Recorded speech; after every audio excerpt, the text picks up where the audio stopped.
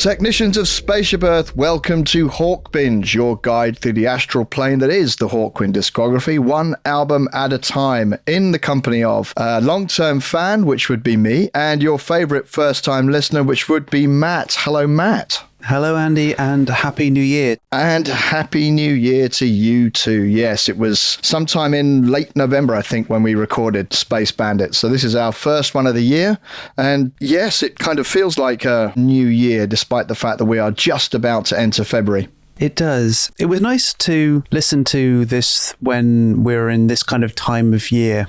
Christmas is gone, work starts to come back again, but you actually find yourself with quite a lot of time. And given the length of this album, it was actually useful to be able to spend some real time with it before we started talking again. But yeah, it was weird to have the first of the new episodes at the end of one year and then this one at the start. But again, that's the way we do things. If they can be done complicatedly, then we find a way to do it that way. Indeed so. And of course, a new year means that there is going to be a new Hawkwind album, which gets released in April, which is very exciting. And we will be putting the call out to regroup the reaction team for that one. And of course, the last one was last year. We had a new Hawkwind album last year, which was pretty amazing. And that made me think about, in kind of reading end of year posts about, you know, the best ofs and all this kind of thing, which I don't massively go in for, but they make some interesting reading. Hawkwind appeared in a few of those best new releases lists, which was nice because I thought it merited that. And I found myself thinking of what I liked that came out last year. And there were some highlights there. How about you, Matt? Did you have any particular faves that came out from 2023?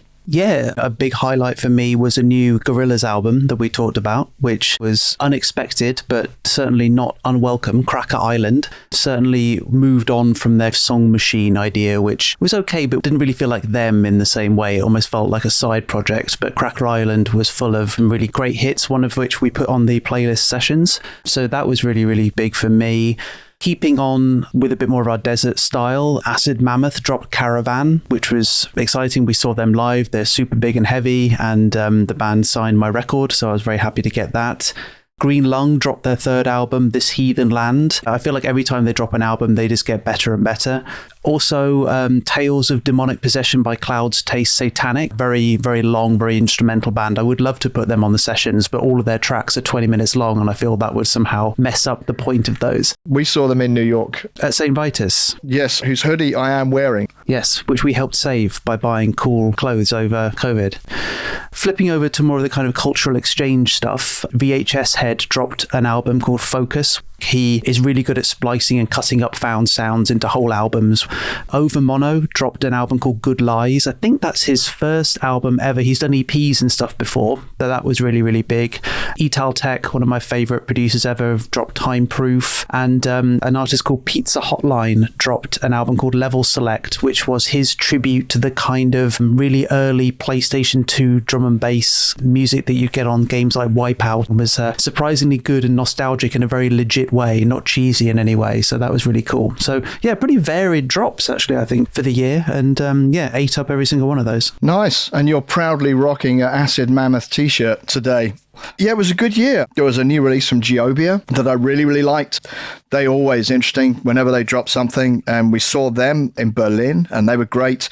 The Gong album, I got slightly addicted to that and saw them live, and I'm still playing that off and on now, and it's been months. Obviously, the Hawkwind album is amazing. Sticking with a Gong link, the Utopia Strong. Have you heard of them? You sent me a WhatsApp to check it out, but I haven't actually yet. That's right. It's Kavas Tarabi, who we mention every now and again. He's the new leader of Gong. But it's him with Steve Davis, the 6 times world snooker champion, turned DJ, now turned knob-twiddling musician type, doing ambient stuff. And another guy whose name I can't remember, so apologies to him, particularly if he listens, because he probably doesn't listen anymore. But it's an amazing electronic, soundscapey thing, but it's nice and upbeat and positive. A lot of the soundscapey stuff I listen to is quite the reverse, so that's really nice. One that we did mention on the podcast with the Matthew Housel, who is a jazz trumpet player and label owner of Gondwana Records from Manchester. He dropped a new album last year, which is a beautiful thing. So it feels like it was a pretty good year, both for Hawkwind and for a bunch of other things in terms of new drops. So excellent to check out. A thing that wasn't new issue that I loved from last year were the reissues of a woman called Betty Davis. And I mentioned this on Twitter before Christmas because I bought a bunch of these.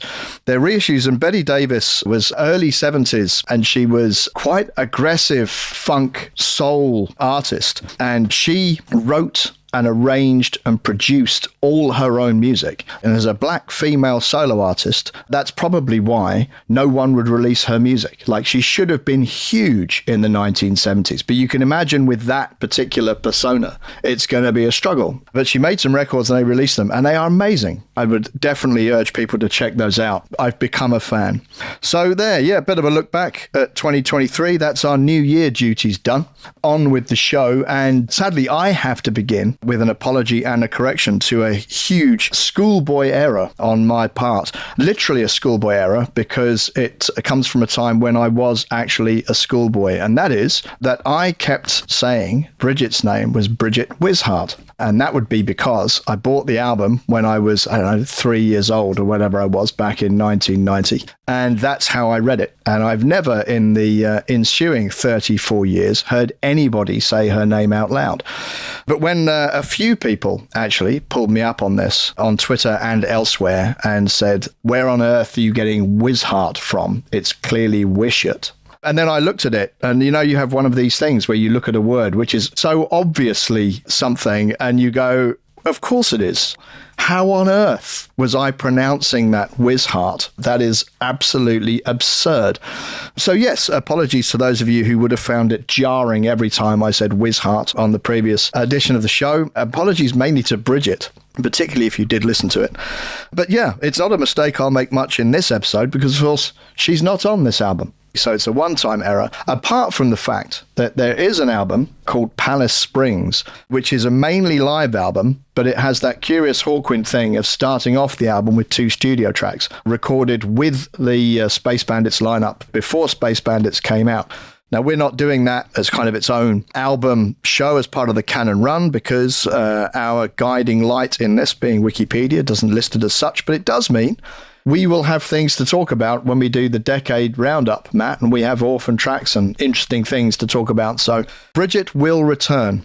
So with the schoolboy error out of the way, now I'm just going to do a spot of pleading. We don't do this often. We are a proudly money-losing operation. There are a number of YouTube videos and Instagram posts about getting a big audience and making a podcast be successful and making money and things like that. We don't watch or listen or care about any of that. We do this just for us. We don't run ads. We don't do tiered bonus content for members. We don't do Patreon. We don't do coffee. We don't do any of that.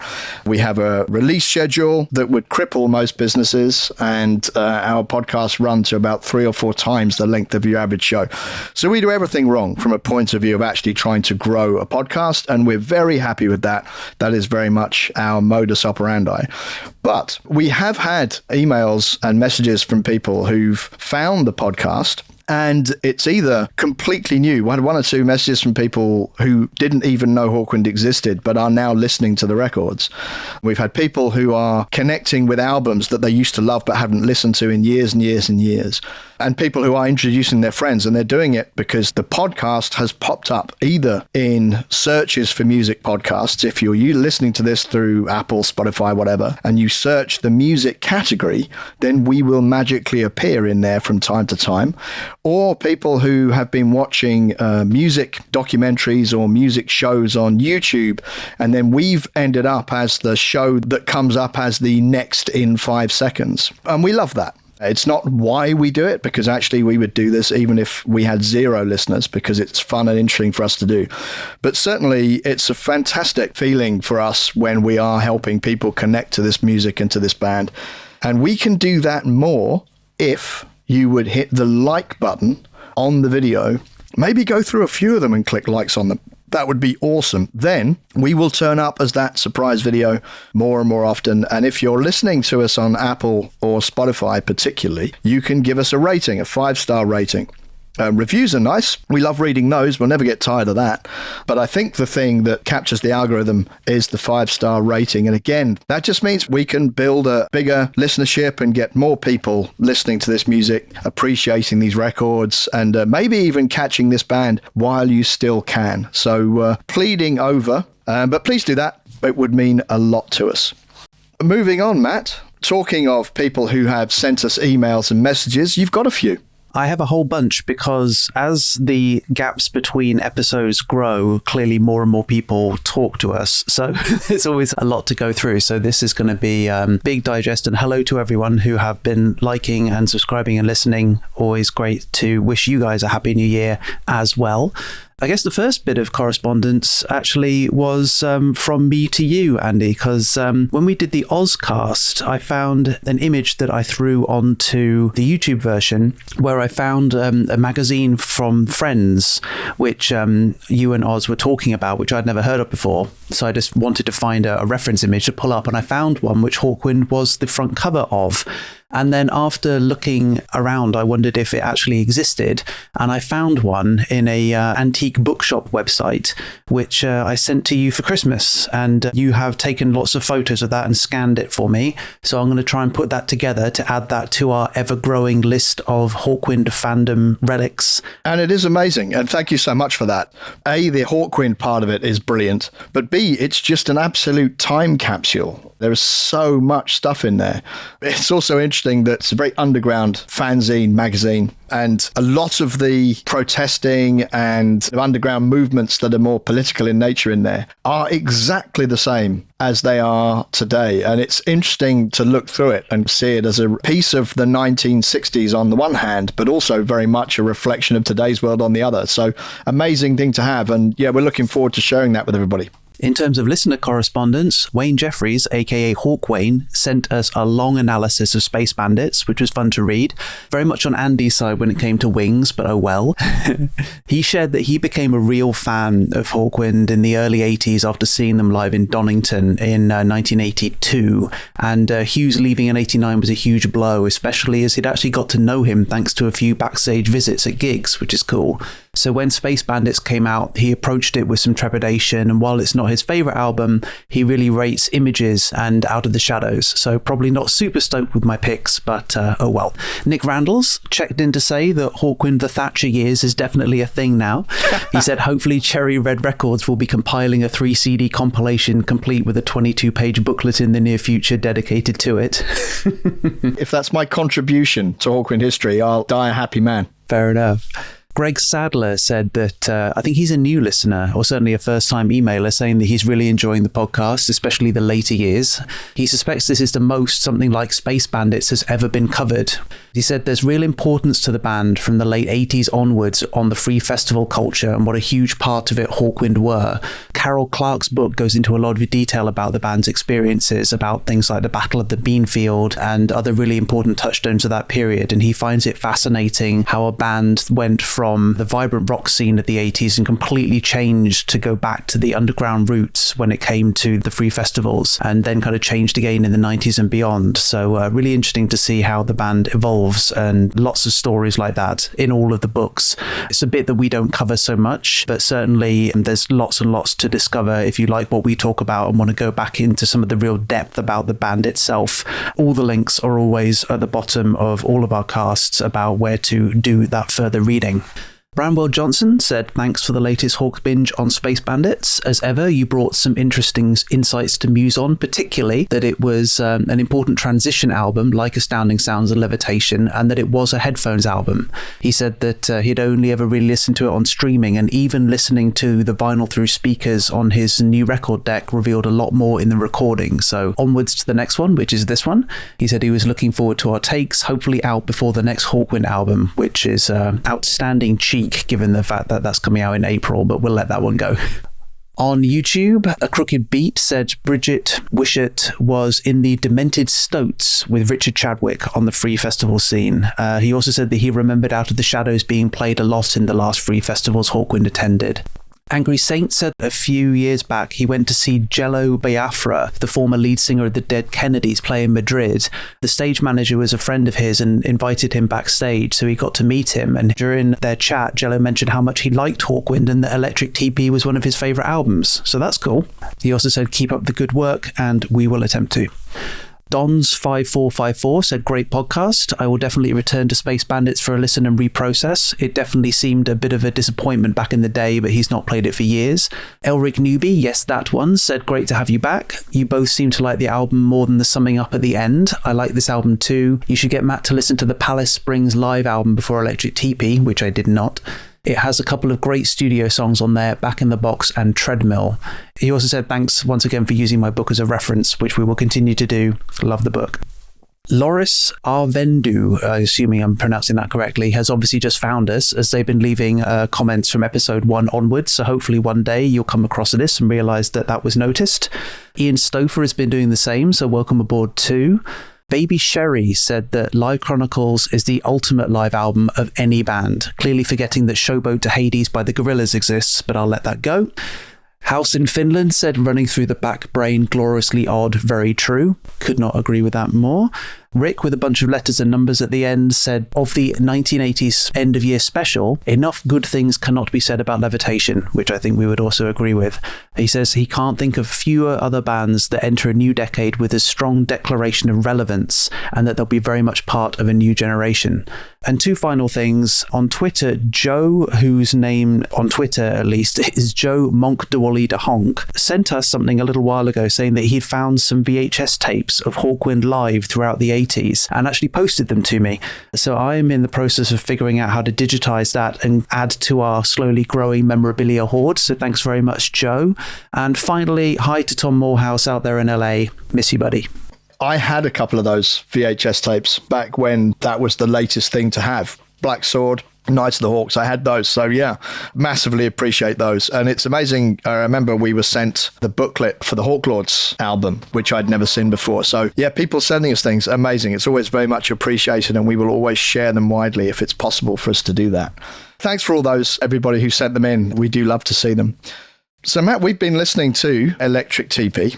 Me particularly in this case, because this is the first time that we've come to an album that's absolutely in my Hawkwind wilderness years, so I've had to study it a bit, but I've been playing a few other bits and pieces when time allows, and I assume you've done the same. I have, and one of the things that I've been listening to happened because the algorithm threw it back up at me. I use Bands in Town, which is one of those sites which is really good at letting you know when bands are playing in your area. And a name which I hadn't heard for probably 10 years came up on an email saying that Glaser is playing in Berlin in February. So I scored tickets to that. Glaser is an American singer-songwriter. I bought her album Interiors maybe 10 years ago. The album Interiors is a very strange vibe. It always has you guessing where it's going to go. She has this powdery, soft voice, which seals everything together. That's going to be a really, really nice show, and the album was really nice to go back to. I haven't checked out the new one yet, so I will do that after I finish digesting the old one for a little bit longer. But the track that I'll be adding to the playlist is called Landscape from the album Interiors on True Panther Sounds. It's interesting, you got kind of a prompt to listen to yours, because this bun that I'm going to talk about, I've no idea where this came from. It just sprang into my head very, very late at night to listen to it. It's grunge, and it's topical in that respect because we are in the 90s. And grunge is actually the thing that largely caused my Hawkwind wilderness years. And grunge was the first new music that I gravitated towards, probably because of its Sabbathy roots. And my 2 big grunge bands were not Pearl Jam and Nirvana, which seemed to be the big 2 for most people. It was Soundgarden and Alice in Chains, which were the heavier ones. And Alice in Chains, particularly because Lane Staley died so horribly prematurely from a heroin overdose, I believe, which was the scourge of Seattle at the time. But they produced some very, very heavy albums. But in between those albums, they would do EPs of music that was very acoustically driven. They're not completely acoustic. There's electric guitar and bass in there, but they are driven acoustically and they are nowhere near as heavy. but they are just as melancholic and downbeat. They still have the double-tracked Lane Staley, Jerry Cantrell vocals that make something so quintessentially Alice in Chains. There are two of them. One is called Sap, that has 4 songs. Jar of Flies has 6 or 7. And it turns out one of those weird things where you listen to something and then you realize something is actually going on with it. It is its 30th anniversary this year. So it's got a vinyl release. 94 it was released. So I can only imagine that I'd seen something and not recognized it and it buried itself in my subconscious. And at midnight one night, it came in.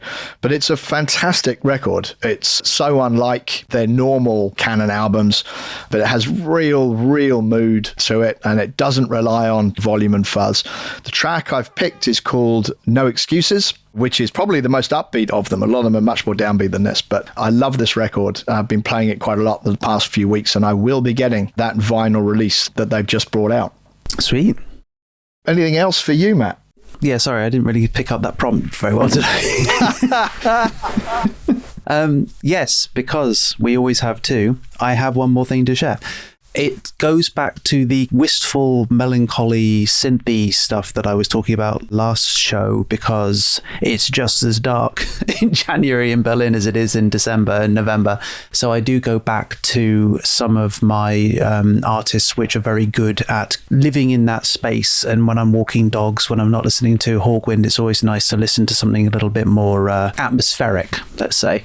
And so I've been listening to Paper Dollhouse, and Paper Dollhouse are 2 female creators from the UK. They make this ambient electronica, which blends field recordings that they've recorded themselves around London with this dark wave and left field pop, and all drawn out and feeling very vaporwavy and a little bit corrupted, but always very atmospheric and soundscapey and great to just listen to and have on. But if you're walking around and looking at long shadows and dark buildings and that kind of thing, you can certainly feel like you're the star of your own film for a little while.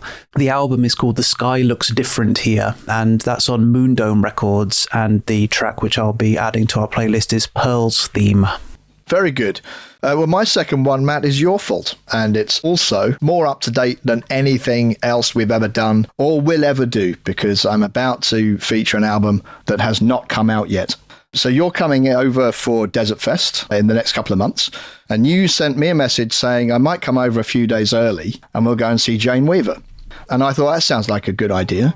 And then I looked her up, and it turns out that Jane Weaver has an album coming out in April or something, I think, called Love in Constant Spectacle on Fire Records. And obviously, I can't talk about much of the album because it's not out yet, but there is a single and a B-side. So the single is called Perfect Storm, and it is backed with the title track from the album, Love in Constant Spectacle. I love both, and I've been playing both repeatedly, and I'm now very much looking forward to the release of the album. But it's the title track from the album, Love in Constant Spectacle, that I'm going to choose to go in. And Jane Weaver, you may remember from our Church of Hawkwind episode, because she did the track called Electric Mountain, which basically used Star Cannibal as its backing track, which is great because it means that she doesn't say fondue at any point. And I actually probably prefer Electric Mountain to Star Cannibal, if that's not heresy, and I don't think it is. Hopefully, if the rest of the album is as good, it will be a bit of a corker, and I'm looking forward to us going to see her live. So there's what we've been listening to while we've been listening to Electric Tepee. Electric Tepee, of course, came out in 1992, and it's time for us to go back in time to 1992 and check out the music that was around when Electric Tepee came out. What musical environment is it released into? What's in the charts? What's it competing with? What is everybody else doing? What is fashionable? Well, there are a few notable debut albums in 1992. Fear Factory emerged in 1992 with Soul of a New Machine. Rage Against the Machine comes out with an eponymous debut album. Tool comes out with the Opiate EP in 92. Paul Weller starts his solo career with an album of the same name. And Body Count, Ice-T's hardcore band, who I saw live at Brixton Academy, and quite an extraordinary show it was too. Quite intense. That all happens in 1992. Public Image Limited comes out with an album, That What Is Not. The Sugar Cubes, Stick Around for Joy. Shakespeare's Sister, Hormonally Yours. Remember them?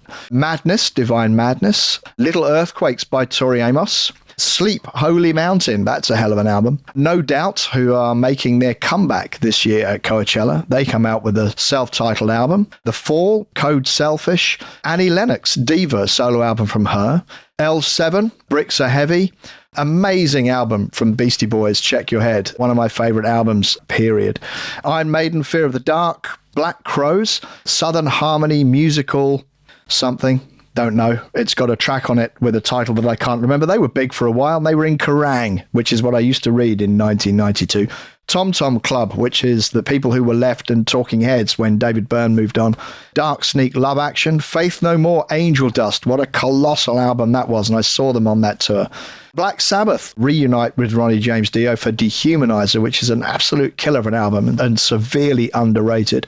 Caius, Blues for the Red Sun. So we're kind of seeing the birth of that desert scene, actually, in 92, funnily enough. Elton John, The One. Dream Theater, Images and Words. Megadeth, Countdown to Extinction. So they're still going strong. Big album, this one. Ministry, Psalm 69, Way to Succeed and Suck Eggs. Or is that 68? I don't know. Sonic Youth, Dirty, Thomas Dolby, remember him? Astronauts and Heretics. The Beach Boys have an album in 1992 called Summer in Paradise. Who knew? Take That and Party. Ramones, Mondo Bizarro, Toto, Kingdom of Desire, Ugly Kid Joe. I couldn't stand them. America's Least Wanted. Alice in Chains, Dirt. We've just talked about Alice in Chains, and Dirt is probably their seminal album. Peter Gabriel, Us. REM, big one, Automatic for the People. Madonna comes out with Erotica this year. Neil Young, which amusingly I've written down as Nail Young. Harvest Moon. Bon Jovi, God Help Us All, Keep the Faith. And one that you definitely had, Matt, Aphex Twin, Selected Ambient Works, is 1992. There were some big singles in 1992, some of which I really disliked quite intensely. Whitney Houston, I Will Always Love You. Boys to Men, I hated that, End of the Road. But there are some big ones here that really do remind me of the 90s. Snap, Rhythm is a Dancer. We mentioned Nirvana, Smells Like Teen Spirit is this year. Ace of Base, All That She Wants. And Freddie Mercury's collaboration with Montserrat Caballé, Barcelona is this year. So all of that should really put us in a 1992 frame of mind as we go into see what Hawkwind were doing in 1992 as they set out to record Electric Tepee. Well, the main thing with Hawkwind at this point is that they are now a trio, Dave Brock, Alan Davey, and Richard Chadwick. So there's a few people who have left the band. Harvey Bainbridge, he has gone. Harvey was such a part of that 1980s run of albums and a big, big influence, a big writer, but he has gone. Bridget Wishart, she has also gone after her solitary album in the Canon run. Simon House does not return. He was a guest really on Space Bandits. He doesn't come back for this. So it is a trio which has a really, really interesting impact on this album. It's released on Essential Records, which is a subsidiary of Castle Communications, and it is recorded at Dave Brock's Earth Studios in Devon. Produced with Paul Cobbold. We've mentioned him several times. He was part of the Space Bandits crew on the production side, having produced albums before, and we mentioned him before on the last show, but he's in this, and we are at Dave's farm. So in the Saga of Hawkwind, the mighty tome from Carol Clark, she refers to this. Dave's studio was a converted milking shed at his farmhouse in Devon. It was the first time we'd done an official album in anything other than a proper studio, recalls Richard Chadwick. I bravely stepped up and said, don't worry, we'll program the drums. There was a massive 4,000-mile learning curve on a Roland R8 drum machine. Steve Bernard came along and helped us suss out the manual. He helped me get going on the drum machine until I was good enough to bring it into sessions and drop the programming into the Atari computer, which was running Cubase, a sequencer program. So if all of those records and singles didn't put you in 1992, then Roland R8 drum machines, Atari computers and Cubase surely must. Alan agrees that this was quite a challenge of an album to be made. Although he was initially intimidated by the modus operandi, and he goes on in Carol Clark's Saga of Hawkwind to say, Paul Cobbold, who was engineering it, was in control of the computer that was driving the 16-track tape machine we were recording on. None of us knew anything about it at that time. Paul was there, being the brainy one. It was the first time I saw a computer used for recording music personally.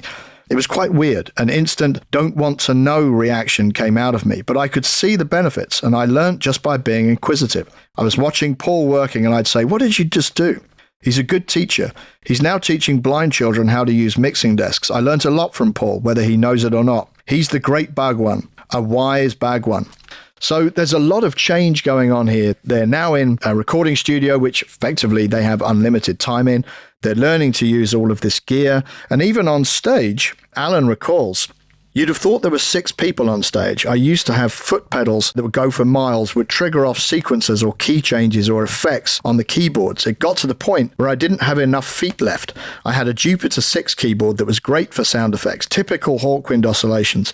I was hitting the keyboard with the end of my bass. If there was an appendage, I used it." And I think that reminds me, funnily enough, of another huge trio, which is Rush. And I was always amazed at how Rush could recreate their studio recordings on stage with mountains and mountains of gear and pedals and effects units. And really, it kind of feels like that's where Hawkwind go. And we will come back to the drums in particular.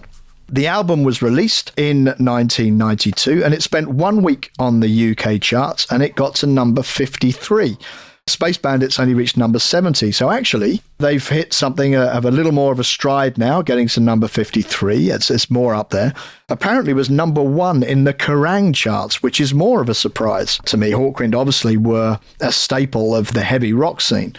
But as I turn to Ian Abraham's fantastic Sonic Assassins book, he mentions here that Hawkwind are really in new territory and starting to hit completely different audiences.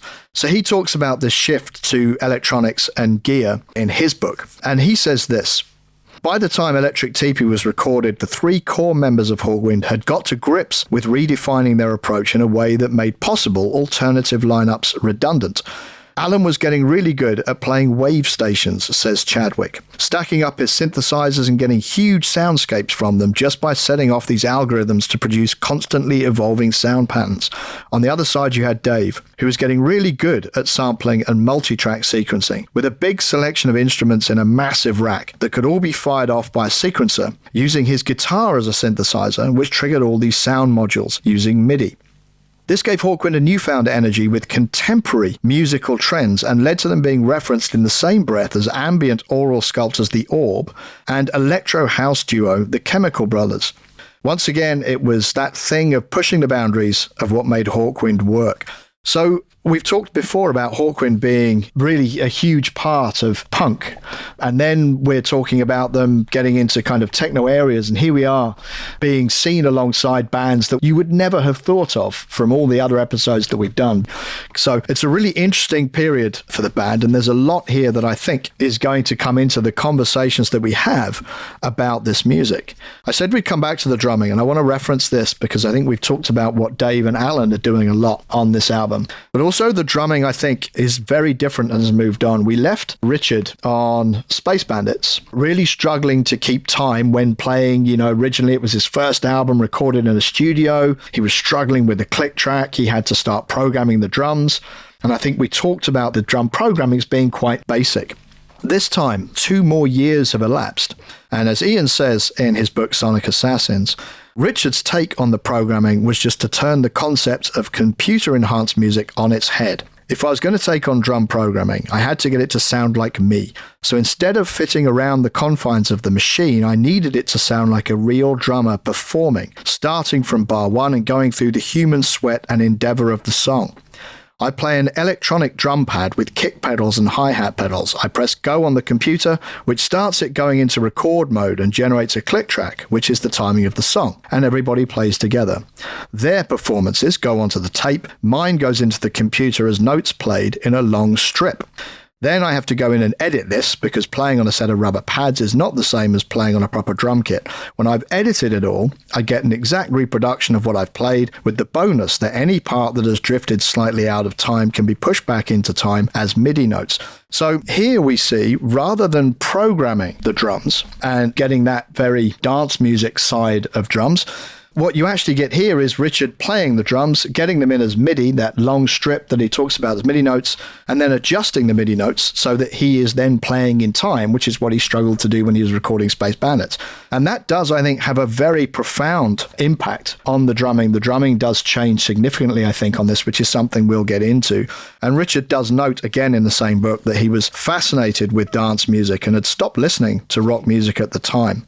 So that is Electric Tepee. That is the setup. That's where the band are. It's a fascinating run through an album, and definitely one which I think is going to be provoking some interesting conversations. Matt, what's your hot take on Electric Tepee?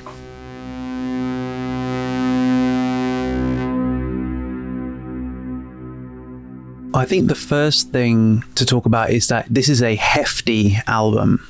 There's 14 tracks and only 2 of them are under 3 minutes in length, which does make for a lot of listening. So I do think there's a lot to talk about, including, I would say, just to set up a little bit of spice at the beginning of this conversation, that I think this album contains one of the most crushing disappointments I've ever had with Hawkwind and being on Hawkbinge. So get ready for that at some point when we talk. But, in general, I'm wondering if Hawkwind are embracing the change of platform. I did a little bit of research into CDs around this time because in correspondence, actually, someone pointed out that this is the first album where the track listing isn't divided by sides.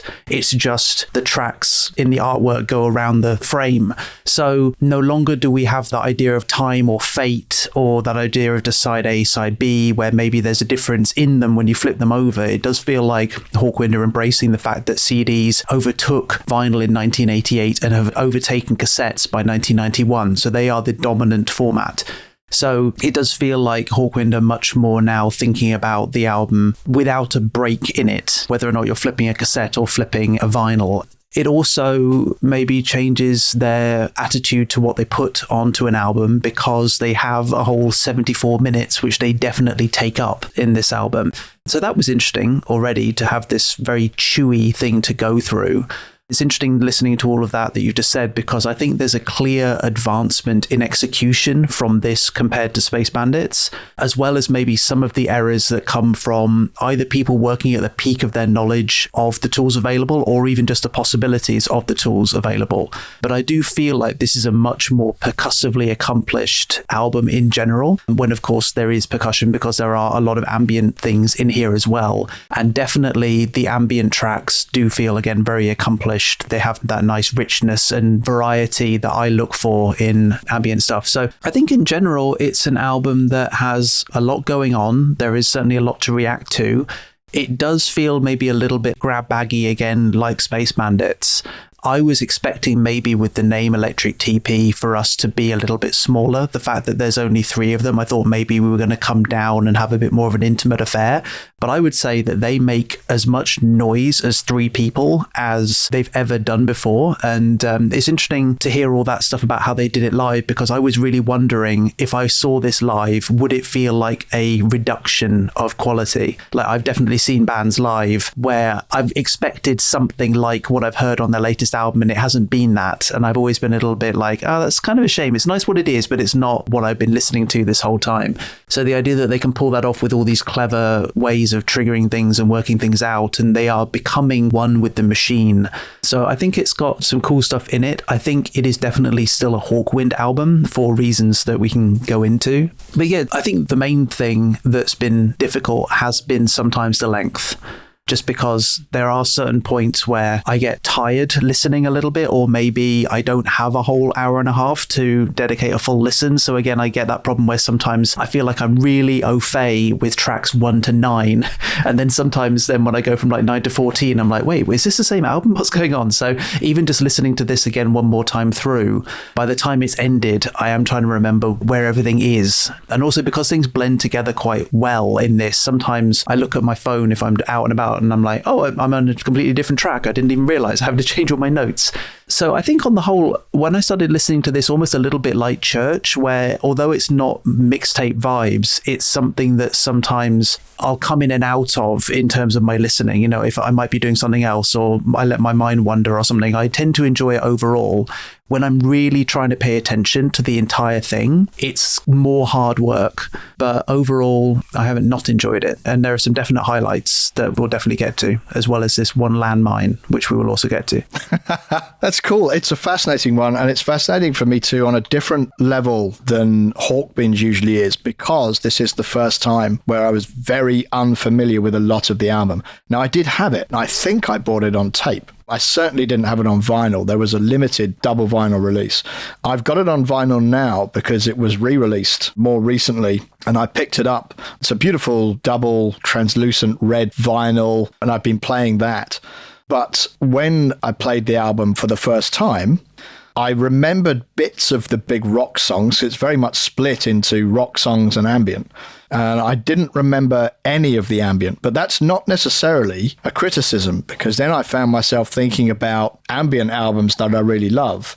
And I can't actually remember any of the tracks on them. I remember them as a single whole. And in fact, you could probably take any 10 minutes out of any of them and I wouldn't know, because it's the whole that you're listening to, not the individual parts.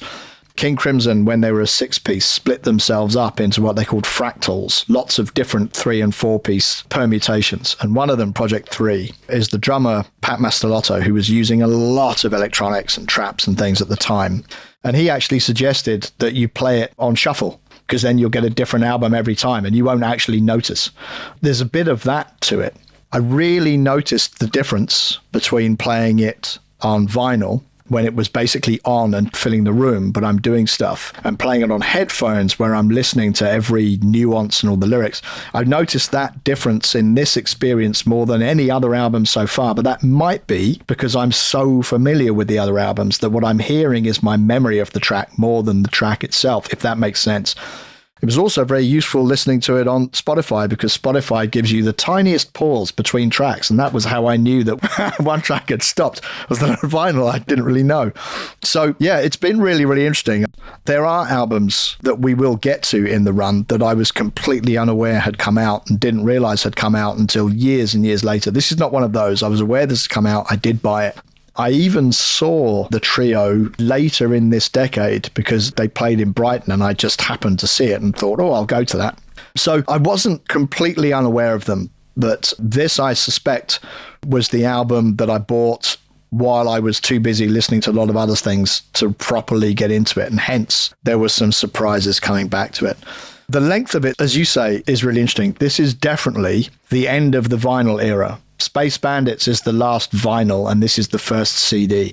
Even the vinyl run was limited. And at 74 minutes, you get a bit more bang for your buck. But I do think that it is slightly a poison chalice.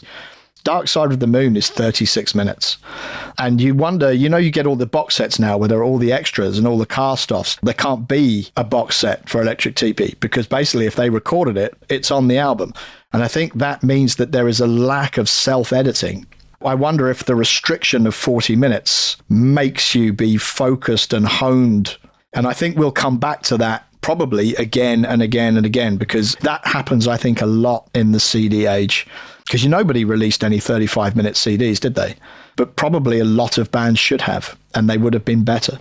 I wonder if the buying public wouldn't have stood for that. Now they're buying 74 minutes. You feel like, I want that 74 minutes, which is funny. Yes, I wonder that too. Exactly. There's probably a lot of commercial pressure on that as well.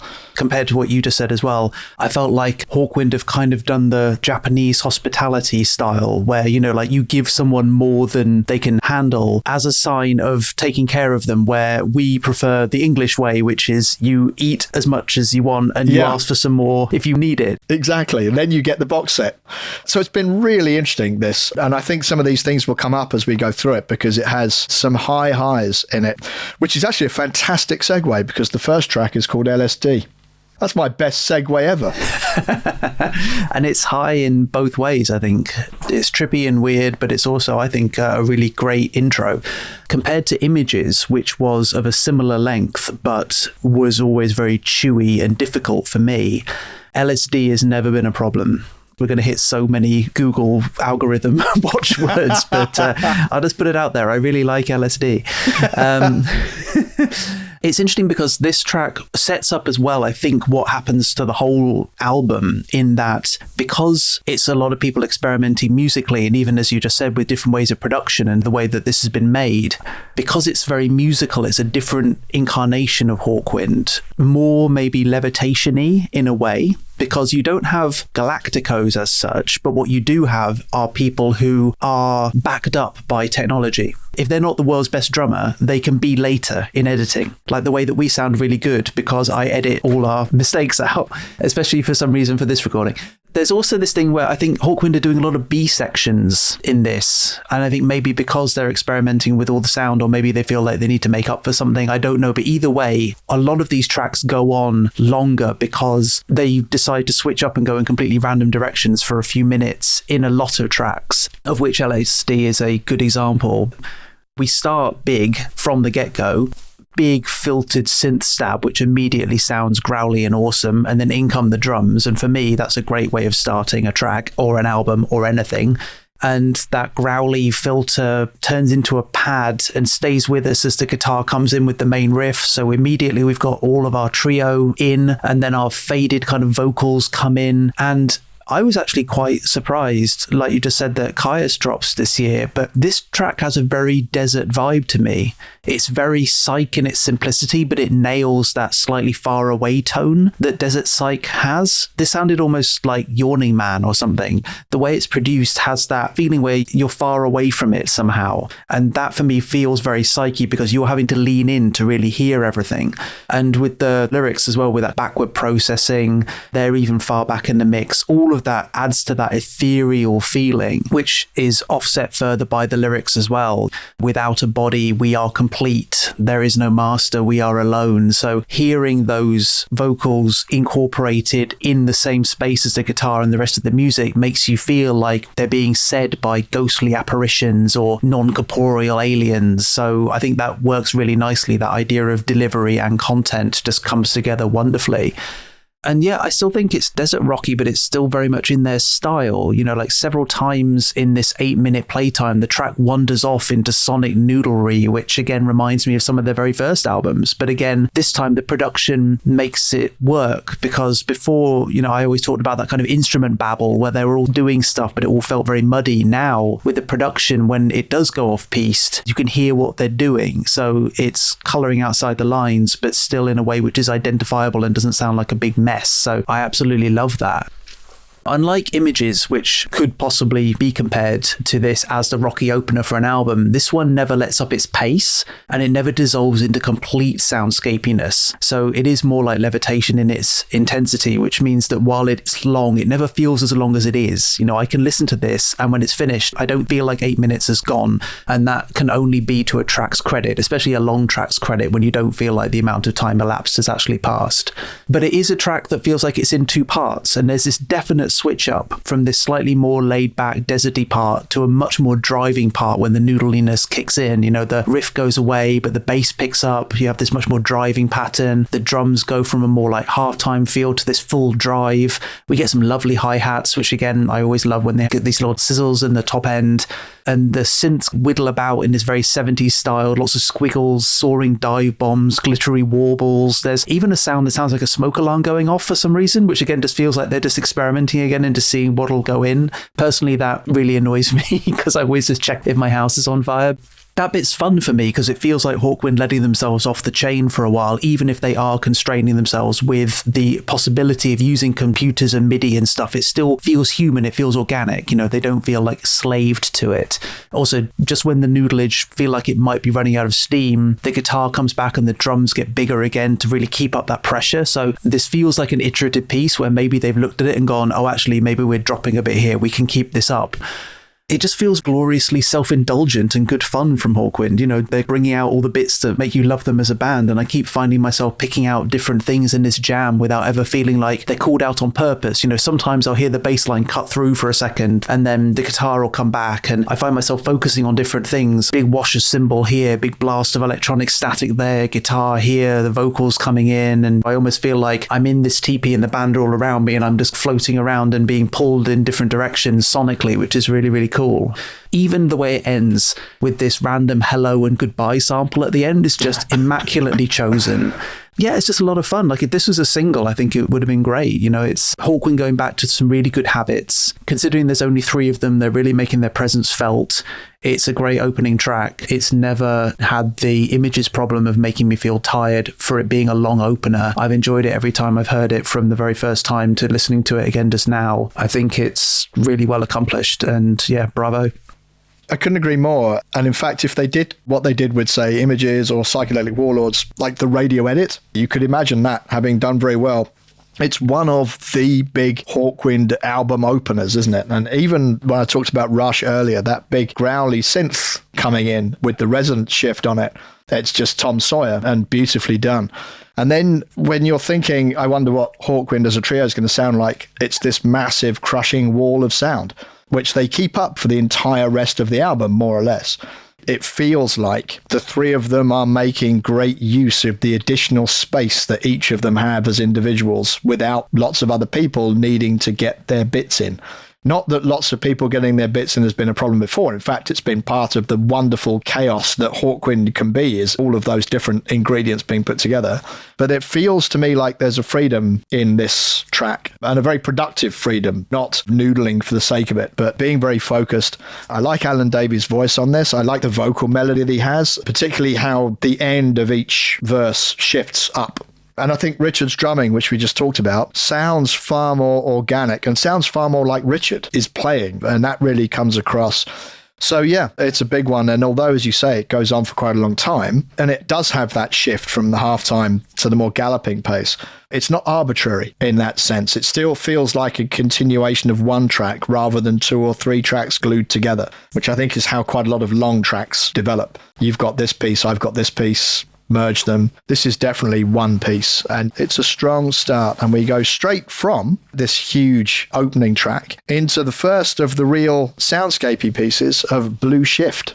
This feels a bit like when Choose Your Masks went into Dreamworker, not in content, but in that way that they actually nail that pacing of really crazy into something less driving, so you can take a breath after what's just happened, but also still really enjoy yourself sonically.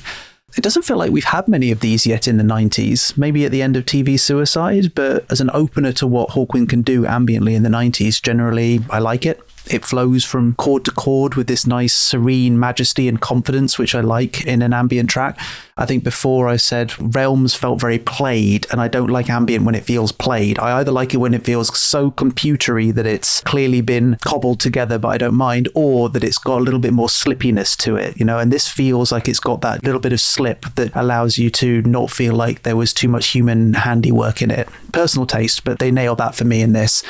But it's not just chords, it's not just synth work. There's this texture which sounds like bubbles or the sea when recorded underwater, which fades in and out, which gives me this feeling that we're divers watching some giant bioluminescent manta ray glide by us or something. I get a lot of really nice mental images when I listen to this. Just like the first track, this is 4 minutes 20, which is hilarious given the fact we just had LSD and now we've had 420. They didn't know that joke was going to happen, but it's just a nice bit of happenstance. It's that long, but it doesn't feel like it's that long. Again, so we've got 2 wins in the not feeling as long as it is category already. Hawkwind have definitely done this rocky to ambient 1-2 punch before, and the ambient track hasn't always worked. Sometimes it has stalled my enjoyment of it, but this time it totally works. There's just enough texture and strangeness to hold my attention throughout. It feels a bit Cavern of Eternity or something in that feeling of the atmosphere I get for it. For me, it's a masterclass in bridging tracks. I really like this one as well. Yeah, I totally agree. The sequencing here is really nice, very deliberately placed, very lush.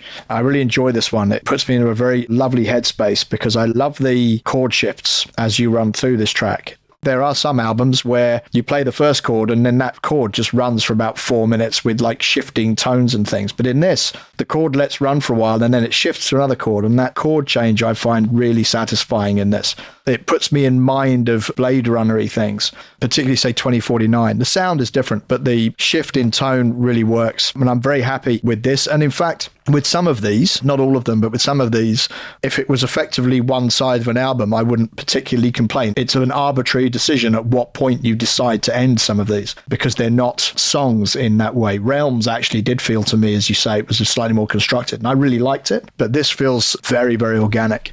And of the ambient part of this cycle, it's one of the stronger ones for me. And it leads us to an interesting one called Death of War. Now, Death of War uses lyrics written by a guy called Mark Rowntree, credited as Rowntree, who is a convicted killer who has been held in a secure hospital since 1976. So there was evidently some correspondence between him and Dave.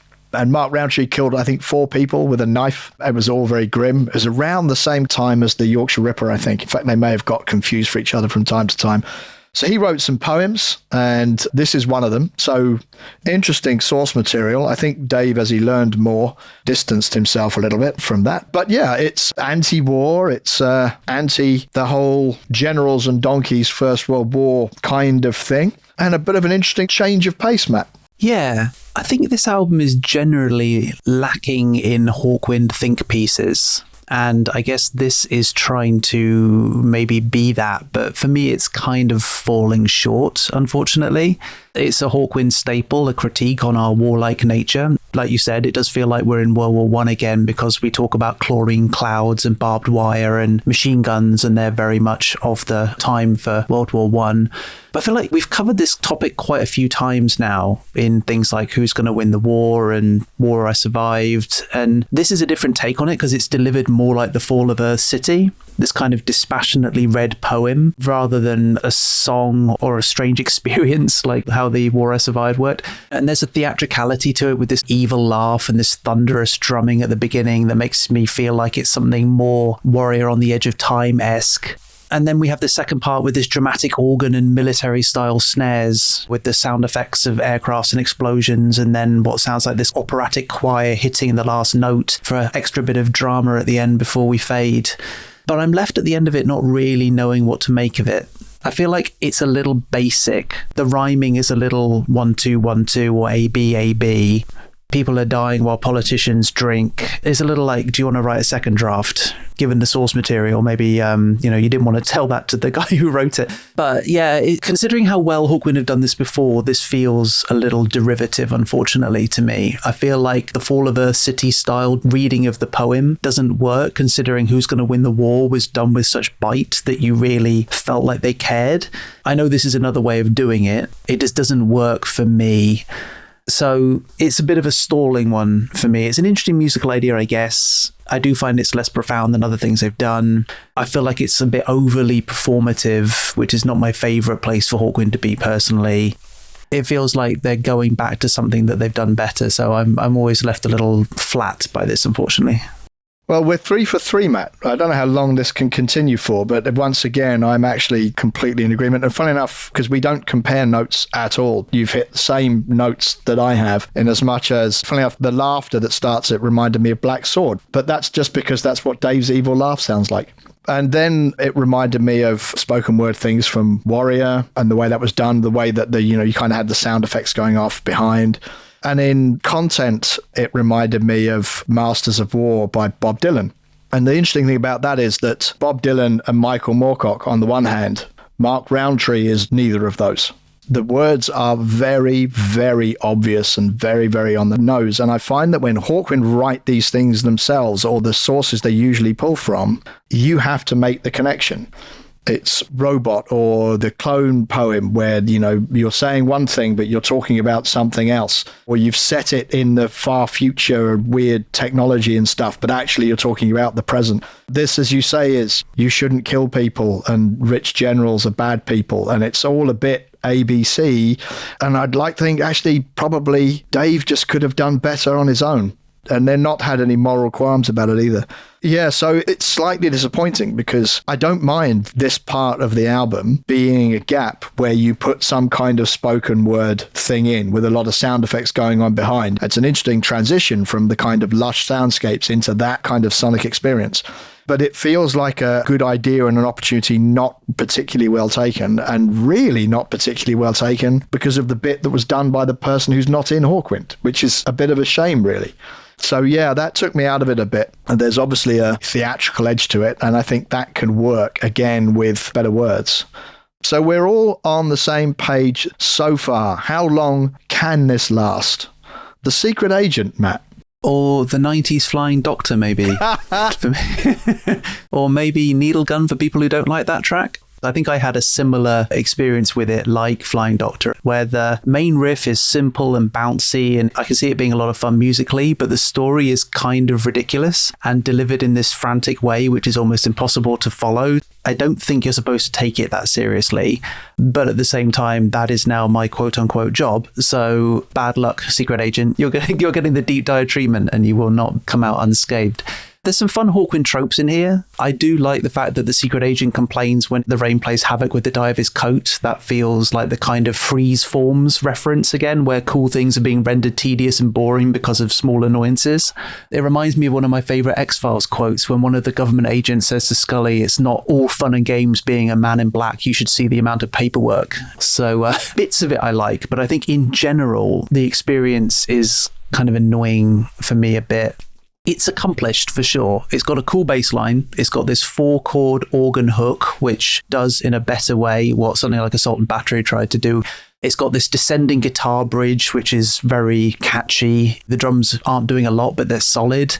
But all of it is built around the vocals, which are clearly the star of the show. They're constantly changing in delivery from sung to conversational to mumbly shouted with a big delay effect. But because the vocals are so dumb, it takes away from the music part overall for me. And I can already tell I'm going to get emails about this, but I feel like there's a carry-on style immaturity to this track that I find hard to drive with. The whole I like tight spots, I do feel like is Hawkwind trying to slip in some kind of puerile joke where it doesn't need to be.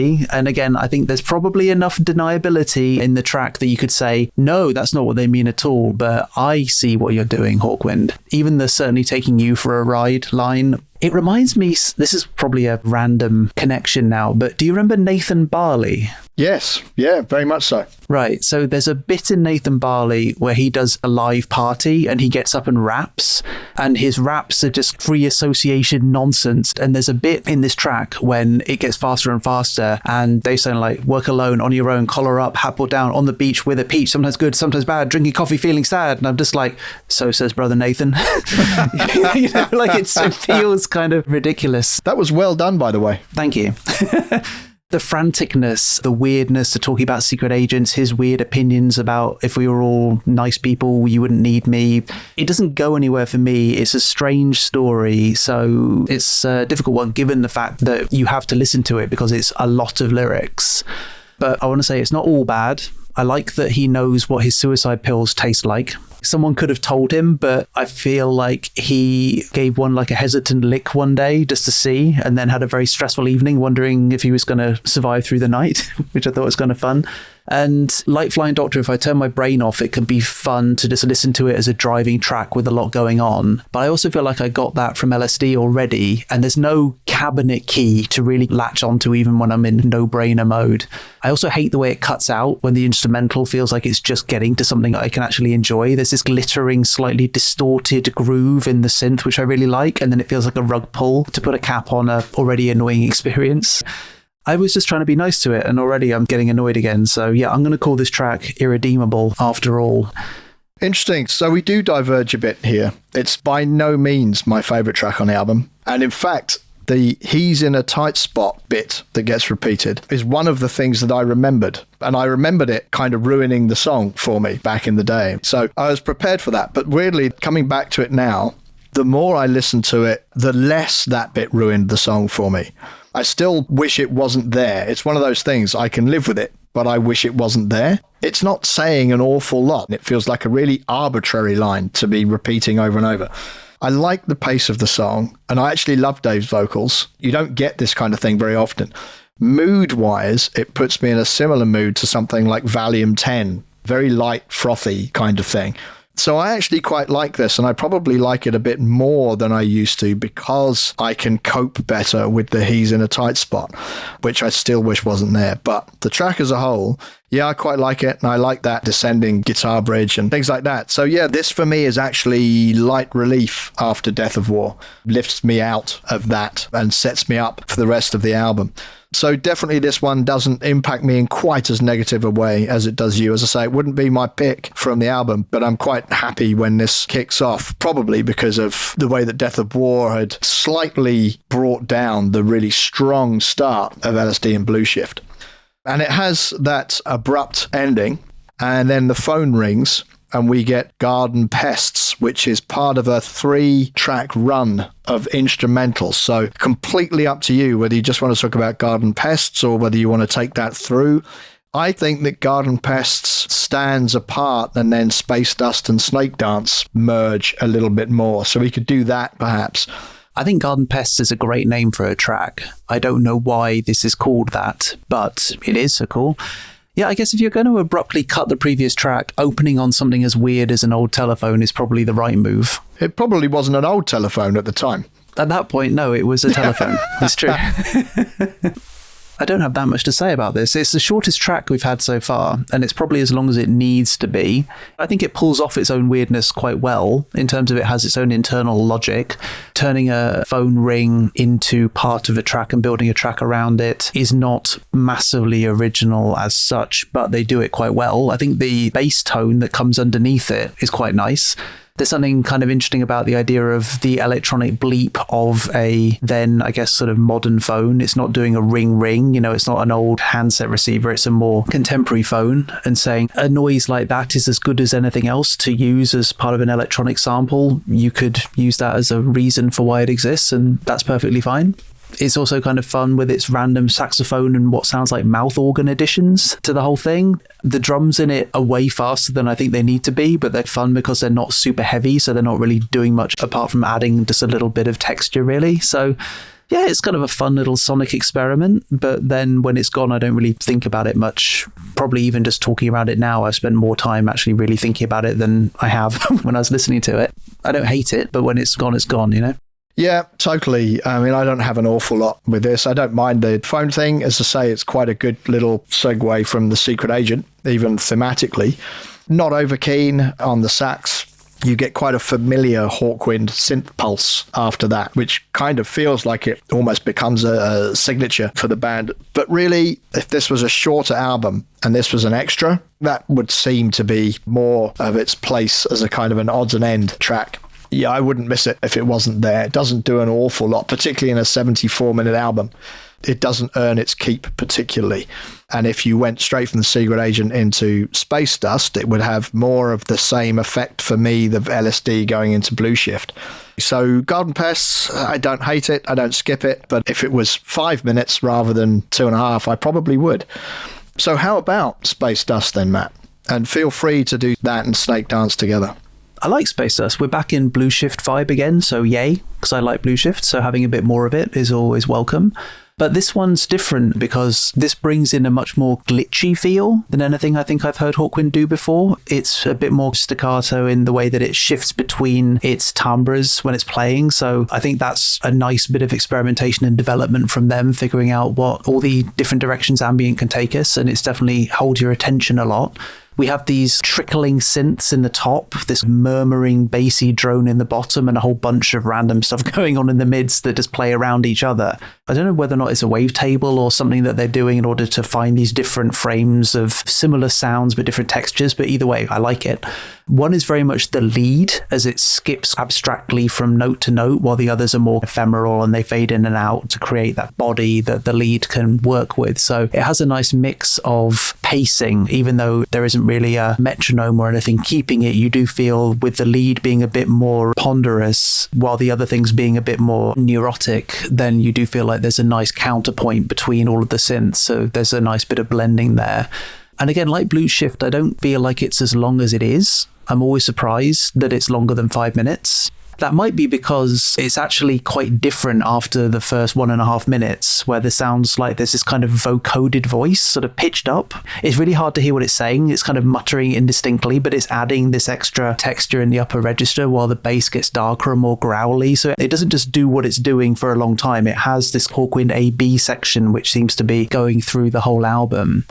As it starts to end, it really does feel like an intro to Snake Dance, more than almost a second movement of Space Dust, you know, so those tracks do blend really nicely. And when you get that first drum beat where Snake Dance has received the baton from Space Dust, they stuck the landing on that. That's really, really nice. This track is quite strange, but at the same time, it's a solid vibe. It's back to that more deserty feel. It even has that classic "You're in a Desert" riff. Da da da da da da da. You know, as a kid, you're like, that is the desert theme. It's certainly a choice. I don't know if it's a choice I would have made, but actually now I don't mind, because it's not something which takes over and then they discard it pretty swiftly and it goes out in its own direction with this sort of high-passed guitar and these echoey saxophones and strange vocal loops. So there's enough for it to be its own thing. It doesn't just feel like they've taken a riff and they're just going to mess with it. It's just something which they've added. Also, about halfway through this, we get this more grungy guitar strum to add some dirt to it. So again, like Space Dust, halfway through it gets a little bit more aggressive in a B section. And then in the last quarter, we get this really rich string section for a moment just to bring it all to a climax. And we pleasantly peter out with this nice high synth key at the end. My last note is a very Joe Banks style good. So yeah, I think these two are really nice as a complete package, and definitely as we approach the middle of the album, it's a good bit of listening. We're back on sync again. I really like Space Dust. It's another one like Blue Shift that if it went on for a long time, I'd be quite happy just to be lost in it. I like that shimmer. I love the voices when the voices come in. To me, it raises us up another level. And it's another one of those that every time I listen to it, I've actually forgotten how it goes and it feels new to me every time. But that's the ambient thing of liking the mood that it puts you in over necessarily connecting with some specific thing that's happening. So Space Dust was definitely a welcome return. And funnily enough, with Snake Dance, I would probably never play Snake Dance on its own, but I would play Space Dust on its own. But I'd be quite happy with Snake Dance following Space Dust. As part of a 2-track whole, Snake Dance is fine for me. And I quite like it because it feels to me like it extends Space Dust and takes it somewhere different. But on its own, I would never listen to it. It's one of those that it's more than the sum of its parts, I think, the two of them put together. I still think then that the Secret Agent, Space Dust and Snake Dance would be a fine 3-track sequence without garden pests stuck in the middle of it. So yeah, I'm pretty much with you on that. It'd be intriguing if you had a different version of Electric Tepee that had all the songs put together and all the ambience put together, and you're never taken out of the ambient thing. You'd probably get a lot more of being happy to go along with some of the tracks when you're not listening to them as a self-contained piece on its own, but as part of a larger whole. So yeah, we're kind of together on that. You probably like Snake Dance a little bit more than I do, but I'm very happy with Snake Dance connecting with the end of Space Dust and doing its thing and taking it on from there. And that, with the double vinyl that I have, would be the end of LP number 1. And then Mask of Mourning would be the first track on LP number 2. I'm pretty sure, Matt, that you noticed that Mask of Mourning is a re-recording, if you like, or a different use of the words from Mirror of Illusion from the very first album. I felt it, but I couldn't place it. Funnily enough, I think for me, it's because this track reminds me so much of She Sells Sanctuary by The Cult that any other reference was going to get trampled under that one. I don't know why I feel like that. Maybe it's just the vibe of it, because it's not the same really in any way, but there's something about the way it works that when I first heard it, I started laughing because I thought, The Cult's arrived, that's amazing. But I'm over that now, and I can talk about it as a track in its own right. I would also like to congratulate Hawkwind on not having a very long pause between Snake Dance fading out and this coming in. I mean, they had 74 minutes. They could have put a really long pause, but they didn't, and that's really good. This track is great. I think it's sung really well. The lyrics are good. That's always a great combo to have. The track Brock sings over does a lot to set him up for success musically. It's got a kind of Motorway City vibe, very animated guitar, but with enough effects on it for it to dissolve into a bed that just lets the vocals shine on the top of it. And the chorus is just so nicely delivered with this big change in drums, this big thumping pattern that you can shake your fist to. Every single time that chorus comes on, it's just gold dust for me. I really like the line, the mirror of illusion reflects the smile. I feel like it's probably the most clever line that Hawkwind have in this whole thing, maybe. I like this idea that if it's a mirror of illusion and it's reflecting a smile, is the person looking into the mirror smiling at all, you know? Yeah, I don't think Mark Roundtree's writing that, is he? No. So yeah, I think it's a pretty neat way of saying that no one in this story is having a good time while keeping the fantastical nature of the story intact. I think the pace of it is great. It drives us along really nicely. There's this musical break around the 2-minute mark that gives Hawkwind time to show off again and jam around, where we have this tempo drop to half time. We get on with this dubby, sparse, stabby chords and this short, deep bass notes, with kind of reminding me of Barracuda a little bit, like dung, dung, dung, dung, dung, dung, which is very cool. And, we use this as a break to start building up again for round 2 of the main track. So I think it's really wonderfully arranged. I love this incantation style rant from Dave, which just comes over this new aggressive guitar riff partway through it, just to add a little bit more activity to the whole thing. It almost sounds like another good 80s track from the 90s, with the Cult reference, which was in 1985. But as a self-contained track, I also think it sounds slick and professional, really impressive considering it's got 3 people in it. The production is great. The singing's great. Even this weird sci-fi detuned outro is a great way of ending it. I was like, please don't cut, please don't fade, please don't do something horrible. So considering it comes from nothing and ends from nothing, it is a really nice self-contained piece of music, a bit like LSD in a way. But yeah, for me, that whole, I don't know if you call it a chorus or a bridge or something, but when you just get into that big thumping bit of drums, every single time it just makes me smile. So my mirror of illusion would be reflecting a frown. I'm frowning all the way through this track. We're back on sync again because I love this as well. I remember that Mirror of Illusion was my favourite track from the first album. So to be one of my favourites in this one, an achievement for a band to have one of my favourite tracks on 2 albums over 20 years apart. Well done. As you say, Dave sings it very well. It's a great pick to say that it puts you in mind of Motorway City, because that is the kind of the vibrant mood that it's in. It's funny you also picked out the dunk bit, because my reference for that was every song Iron Maiden ever recorded. Galloping horses, everyone. That's the thing.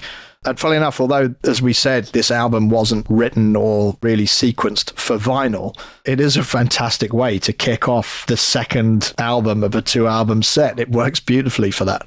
So yeah, not much more to add on this. You've said it all and said it really well. It stands out as one of the really strong tracks on this album. It's followed by Rites of the Netherworld, which is apparently based on Igor Stravinsky's The Rite of Spring, Matt. Huh. I don't know that reference enough to really comment on whether or not I can agree or see anything in there. For me, it's the blip track. It's the one that's under a minute. It's a tiny little thing. It's very dramatic with these big pounding stabs and this ticking clock percussion that we have over the top of it. It sounds like someone playing with an MPC or some other clip launcher where they've just got like 3 chords and they're just poking buttons until they're done. And apparently it took them 37 seconds to think it was fun before they moved on. And that's about as long as it needs to be. And I have no further comments, Your Honour. Yep, so we're still in sync. I don't skip it, but that's really because by the time my finger had reached the skip button, the track would effectively be over. It's not one that I find offensive and hate, but I'd be happier if it wasn't on the album. I think that's mainly down to the sounds that they've chosen. They don't feel particularly imaginative. They just sound like presets. And as a bridging track, it doesn't really outro Mask of Mourning, and it doesn't really intro Don't Understand either. It just kind of sits between them. So I don't hate it. I don't really hate anything on here, but it would be something that I think, again, feels like it would be better if it was an extra than something actually on the album. But the next one is Don't Understand, and we're back in ambient territory again. Ish, yeah. I mean, we're certainly not in rock territory. Yeah. To break the timeline for a second, this almost feels like a precursor to some of the things we heard on Somnia. It's got that soundtrack to a spy thriller vibe going on with this creepy repeated synth line and everything else feeling very dark and moody around it. Once this track's found its groove, it doesn't stray far from it, I feel. There's a bit of development with this guitar picking out a few notes, and there's a few samples thrown in. And there's one egregious sample, I think around the 3-minute mark, that sounds like it has another either rhythm or melodic element in the sample, which clashes with the track and always ruins the vibe immediately for me. As soon as that happens, every time I listen to it, I don't want to listen to the rest of the song. It feels like a cheap shot given the name of the track, but I don't understand why that's there. I don't understand, given the amount of time that they must have heard this, that they thought, yep, that's a good thing to include. It feels like a massive clanger, considering how well they've been using samples up until this point. Charitably, it's a pretty solid, if more 80s sounding thing with some nice looping elements, but it has no business being 7 minutes long. If I'm doing something else while it's on, it doesn't bother me, apart from that horrible sample if I hear it. But if I'm really spending any time listening to this, I get really tired about halfway through. Maybe I'm just slightly less charitable as I'm listening, as I'm getting a little tired, but also it's just not doing much to make me want to like it. I like this one more than you do. I noted it as being aggressive ambient, which is an oxymoron if ever there was one. But it sounds like that to me. You're right, it's not rock, but it's not soundscapey. If you were wondering, the samples of dialogue in there are from Star Trek, the motion picture, although I didn't pick that up, and then a Next Generation episode. So they obviously didn't get hauled up for that. I don't mind this one. It's not as good as Blue Shift or Space Dust, but I'm quite happy hearing this one do its thing for a while. I didn't pick up that clash that you picked up, but the likelihood is now that if I listen to it again, I will, because I'm now aware that it's there. Sorry. Don't worry. Sometimes you've had the reverse effect. Yeah, so I don't mind this one. And it takes us to another of the epic rock songs on here, which is Sadness Runs Deep. And I would like to announce, Andy, that we have arrived at the track which has made me the most mad of listening to Hawkwind the whole time we've been doing this. And the issue for me is that the main riff is absolutely amazing. It's one of the best things they've ever written. And then they totally ruin it with every other element in this song. The main riff is big, complex, dramatic. It keeps you off kilter with this strange, almost like polyrhythm to the main beat, so you have to work hard to catch it. But when you lock in with the snare and the way that it's moving, it's really, really satisfying. Again, not in content, but in vibe. This somehow reminds me of Hold Me, Thrill Me, Kiss Me, Kill Me by U2, which doesn't come out for another 3 years. So I feel like this is bang on the zeitgeist of big rock track feeling. So that's really awesome. But then the problem for me is that the arrangement of the track is clumsy, the lyrics are awful, the singing is drab, and the melody is dire. So there's this one shining thing that is then dragged down by everything else that's attached to it. So we start off with this awesome riff, and I want that to carry on for a few bars so I can really appreciate it and lock in, but then the lyrics come in far too soon, so I can't get this good appreciation, so I'm already kind of annoyed. And the lyrics bother me in two ways. For a start, they're pretty melodramatic for Hawkwind. She says she loves me as she tightens up the noose feels like the kind of thing you'd find in a 13-year-old's homework diary, rather than a band with 16 albums under their belt. So that's disappointing. And also the word count in the lyrics do not scan with the piece at all, which means the words have to be either elongated or truncated to fit the rhythm, which makes the whole thing feel ponderous and unnatural. We get release as a word, which they have to squish, and every time I hear it, it bothers me. It's the grimace of 1992. So it's delivered badly and boring to listen to. It's also sung very flat in this kind of like somber way, which I guess is supposed to evoke the sadness of the person, but it just comes over a bit sullen with no emotion in it at all to me, so I don't engage with it on any emotional or meaningful way. And then we get to this goddamn chorus where the track totally switches up. We lose all drama and go into this speed hoedown. I don't know if that's a guitar or like a fiddle or something, but the tone switches hard from cinematic drama to a melancholic knees up, which is a terrible combination. It's like pouring gravy on a trifle. You've got something good and you've got something stupid. Do not put it together. So yeah, this track is really, really disappointing because it's a huge missed opportunity with this amazing thing that they've written, and they've just buried it under every possible bad decision that they could do. And I'm really angry with them for it. Every time I get to this track, I have to mentally prepare myself that something I love is going to get destroyed in front of me for almost 6 minutes. So yeah, I'm pissed. I think that was possibly my favourite 4 minutes of Hawkbinge of the entire run. Well played, that man. This is one of my favourite tracks of all time. No, it isn't really. I'm just joking. In my notes, which we have not compared, by the way, I've put that of all the big rock songs on the album, this is my least favourite. And so, strangely, we kind of move around each other on this one because I don't like the main riff anywhere near as much as you do. And I don't hate the rest of it anywhere as much as you do. It doesn't do an awful lot for me. I have a feeling that it did back in the day when the limited number of plays I gave this album. I have a strange feeling that I liked it, but I'm not entirely sure. But it doesn't connect with me at all now. I think it's quite popular, funnily enough, but you've got the betrayal in it, basically, of the big intro that you love and then it kind of being wasted. Whereas I have much more of a consistent sense of disappointment that kind of runs from start to finish. That's kind of where we are with Sadness Runs Deep. And funnily enough, unlike, say, The Secret Agent, where I went into it kind of negatively and then found a peace with it, now I actually allow myself to enjoy the things that I enjoy because the things I don't like don't kill it for me. With Sadness Runs Deep, I've actually gone the other way, where it was a bit of it's okay, and I've kind of gone off it more as I've listened to it. I would be interested to see what people, I suspect we'll find out what people think of Sadness Runs Deep, because I have a feeling it's a popular track, but I'm not entirely sure. So feel free to let us know without using expletives. And Matt, we get to the spoiler track, because you've heard this in the live set, and that is Right to Decide. And interestingly, Right to Decide was touted as being like a big single that they wanted to release. But I found out in both The Saga of Hawkwind by Carol Clark and Sonic Assassins by Ian Abrahams that in the original version of Right to Decide, there was a verse that referenced a murder that took place, which I think I seem to remember the Dryden, Dryden. The story was that he'd wanted planning permission to build something in his garden and he couldn't get it because it would have been too tall. So he dug a pit in his garden and then put it in that so it wasn't as tall. And then the planning people turned up and he shot them and killed them. That was a big news story in 1992. So there was a reference to it in the song. And I couldn't find the reference because Dave took it out. But for whatever reason, I think that stymied the attempts to have it released as a single. And I think there was the feeling of what might have been a little bit like Urban Guerrilla that we didn't really talk about in the early 70s, which was the follow-up to Silver Machine. Urban Guerrilla was, I'm an urban guerrilla, I make bombs in the cellar. And then the IRA blew something up and then that was the end of Urban Guerrilla and they missed out on a hit single opportunity. And I think Dave feels that about Right to Decide. So yes, you have now caught up with Right to Decide, having seen them play it a couple of times live. So I think you heard I was pretty down on Sadness Runs Deep. And it almost felt like Hawkwind were aware of this because they make up for it really well on the next track.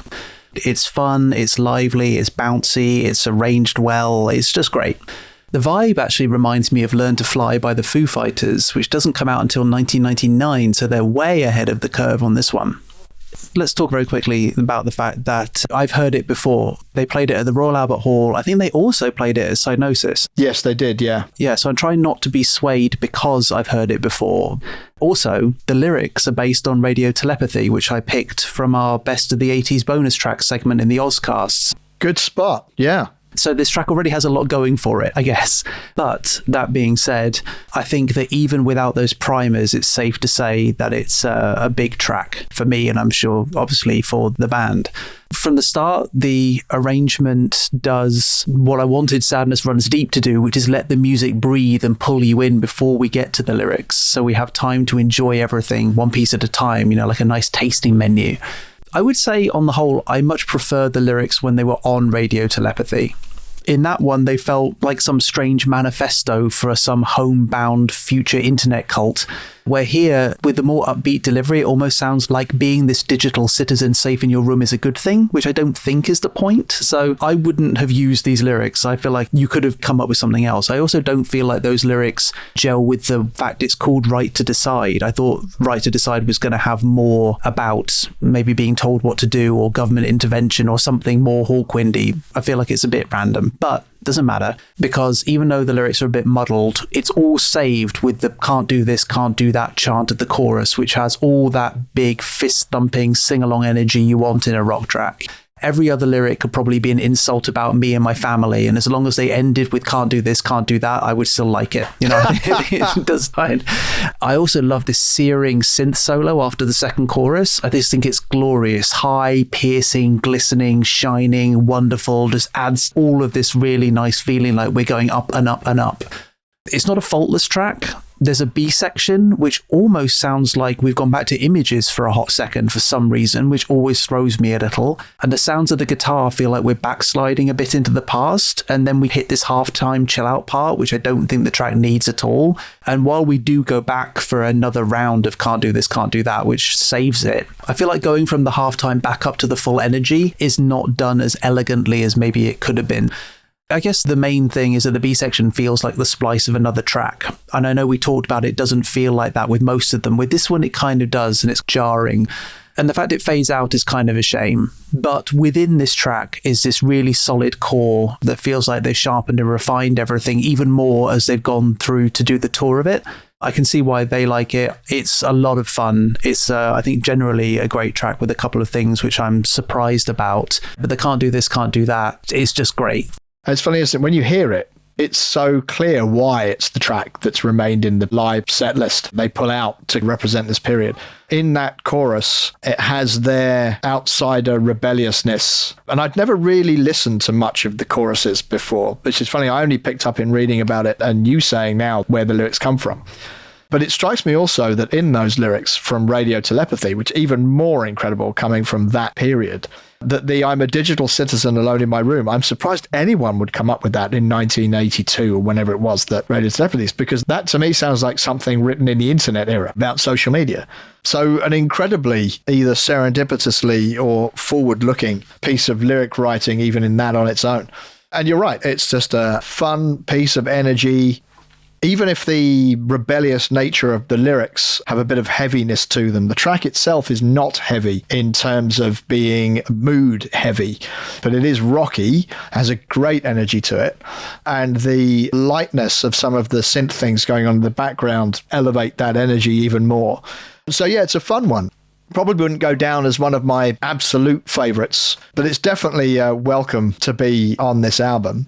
And as we do get towards the latter part of this album, we've talked about the fact, and we will continue to talk about the fact, that this is 74 minutes. And we could have listened to Space Bandits twice in that time. But once you get through Mask of Mourning, you've got Rights of the Netherworld, Don't Understand, Sadness Runs Deep, Right to Decide, Going to Hawaii Electric Tepee. Right to Decide stands out as something of a big positive piece of energy in that run of tracks when you've already been listening to it for 55 minutes before that run of tracks begins. So yes, it definitely like a bit of a splash of water to the face and very welcome. And it gives us Going to Hawaii, which is a really interesting piece of track titling because I don't hear Hawaii in this at all.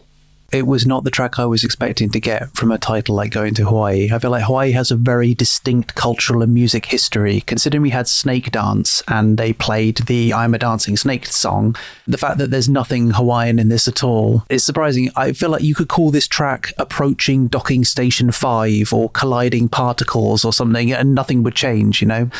We'll probably get a comment from someone saying, oh, it was written in the departure lounge of Heathrow as they were going to Hawaii, or it's a Hawaiian guitar played so slow you can't tell, or there's probably something in here, but who knows. This, for me, I feel like Space Dust is put through the Blue Shift filter, which is fine because I like Blue Shift, but I'm not super sure what this is adding to the ambient pieces we've had. This is one that probably feels the length it is. It doesn't feel longer, but it feels more like I'm aware of the length of it. I don't mind it. It's got a bit of grit to it. It's got some texture, but I do feel like it's taking two ideas and smashing them together rather than creating something super new for me. Something to have after the power and speed and energy of Right to Decide. It's a nice palate cleanser. For me, you could finish the album on it. I know we've got one more, and it's a titular track, so you assume that they wanted that one to be on there. But we might be approaching B-sides snuck into full album territory here for me. I sound more down on it than I am. I think probably just by where it is and the length and everything, it's totally fine. I think it's probably just a victim of its placement and the fact that other things a bit like it have already happened and I've already liked. So I don't think this is better than the other things we've heard, but I don't mind hearing it. So, you know, this falls under the general collection of fine. Yeah, I'm pretty much with you. I don't dislike this at all. In fact, I quite enjoy sinking into it, and combined with Blue Shift, Space Dust, and possibly even Don't Understand, if I was to make a little playlist of those four, that would give me 20 minutes or so of music that I'd be pretty happy zoning out to on a train journey. It and Electric Tepee itself are kind of an interesting way to close out an album. But yeah, it does the Blue Shift LSD thing after Right to Decide, doesn't it? That seems to be that 1-2 punch that they do repeatedly on this album. I like Going to Hawaii. I'm pretty happy with it. Again, it's one of those where I couldn't remember it. Even sitting here now, I'm struggling to remember how it goes. But I do know that when it comes on, I quite like it. It does go on for a while, but that doesn't bother me particularly. I'm not really aware of the time that's passing while it's on. So it gets a bit of a thumbs up from me, Going to Hawaii. It's not one of the standouts from the album, but certainly I'm happy that it's there. Which takes us to the end of the album, where the title track of the album is. And it's very swirly. Like Church of Hawkwind before it, I guess, the track that matches the album isn't the hit, quote-unquote, of the album, which maybe you would expect, or at least it to be the one you feel the band holds with some feeling of importance. This still, for me, has bonus track vibes that they can now fit on the album. But because it shares the name with the album, I feel like it's clearly intended to be part of the experience, so it's not a B-side in the band's estimations, I guess. It's also the one thing that has an Indian chanting sample. Kind of gets lost in the general mishmash of sounds, but it's definitely there. And it's the first maybe reference to anything TP-like that I was expecting that we might get through this album. There's a tiny thing which might be Indian chanting in LSD for a second, but it's much more obvious on this one. It's a bit ponderous. Unfortunately, I don't think the bass does much to liven it up. It kind of exists in its little world for 3 minutes. We kind of end on this little delay line run out at the end, and then everything's over. And I'm feeling like we haven't been closed in the way that I was hoping, considering some of the tracks on here which have really slayed. And again, how Hawkwind have definitely ended albums really well before. I kind of feel like this ends with a bit of a whimper rather than a shout, which is a shame. Which just puzzles me why this is the track they chose to call Electric Tepee and why it is where it is.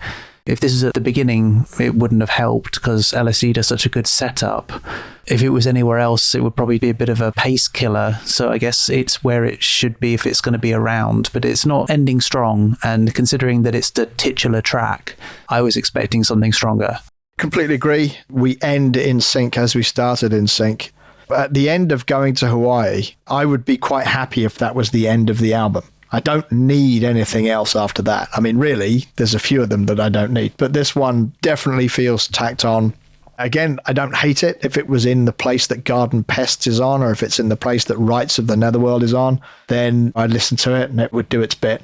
But certainly, once you've done 70 minutes already, it's got to work pretty hard if it's going to end really strong at that point. And it doesn't. So it's in a difficult position. It's been given the graveyard shift, particularly coming on after something which has very much lulled you into a zoning out kind of a headspace. It's got to be quite strong if it's going to pull you back from that. And it doesn't really.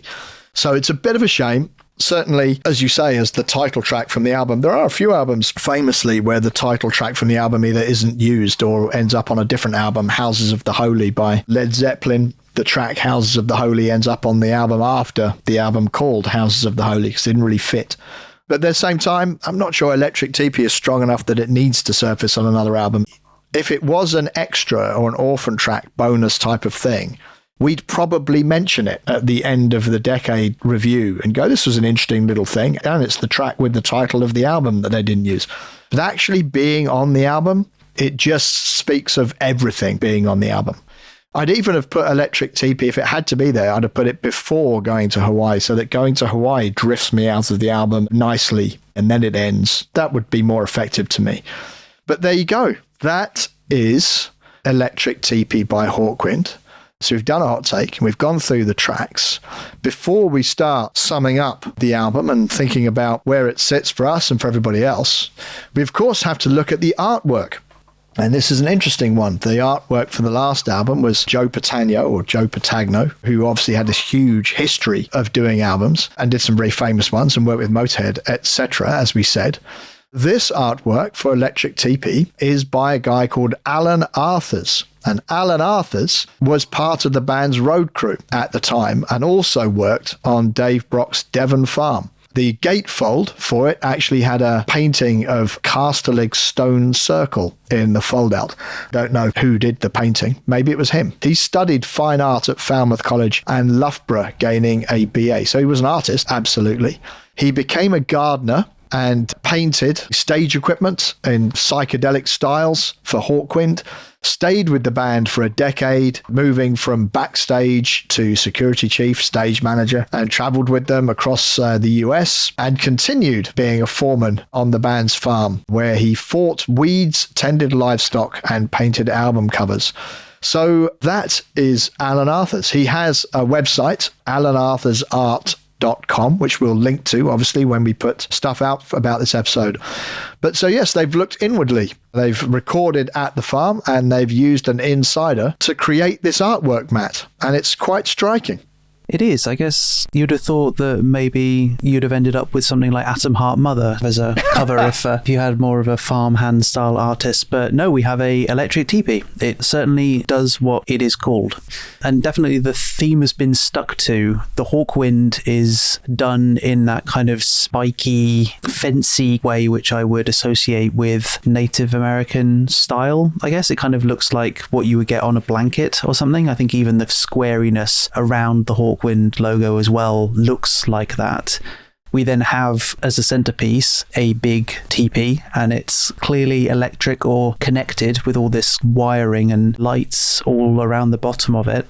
It's kind of open at the top, showing what looks like maybe waves of either sound or data or magic or something coming out the top. It's hard to see because the logo's there over the top of it, but the teepee itself is richly detailed. It has a totem pole demon on it. It has this cool looking bird guy as a little emblem. It has something in the middle which I can only describe as intergalactic space avocado, which is some kind of like green blob with a brown center in it, which I'm not quite sure what exactly that is. But the one thing this doesn't have is any kind of way of entry. There's no door, this is the entrance part of it. So it feels like something cool might be happening inside, but maybe we're not invited, or there needs to be a secret way inside, or maybe this strange little circular portal sucks you in or something. You know, there's definitely something magical or sci-fi or otherworldly about it, despite its general familiar shape.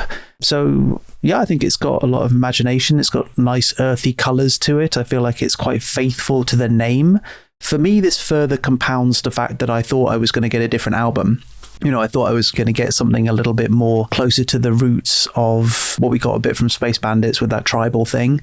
I think the colours are nice. The general vibe of it is pretty cool. I find Electric Tepee and Hawkwind both hard to read with the font choices, but you get there eventually. Weirdly, the font for Electric Tepee is similar to the font for Hawkwind, but not quite the same. It's less spiky. I don't know why that choice was made. They look similar enough that they're not immediately different. And then you look at it and go, actually, they're not quite the same. Other than that, yeah, it's very, very literal. I kind of think a lot of Hawkwind albums, you work a little harder for them. The Space Bandits cover, you know, you pointed out the fact that the spaceship from Hall of the Mountain Grill is off to one side. I hadn't noticed that before.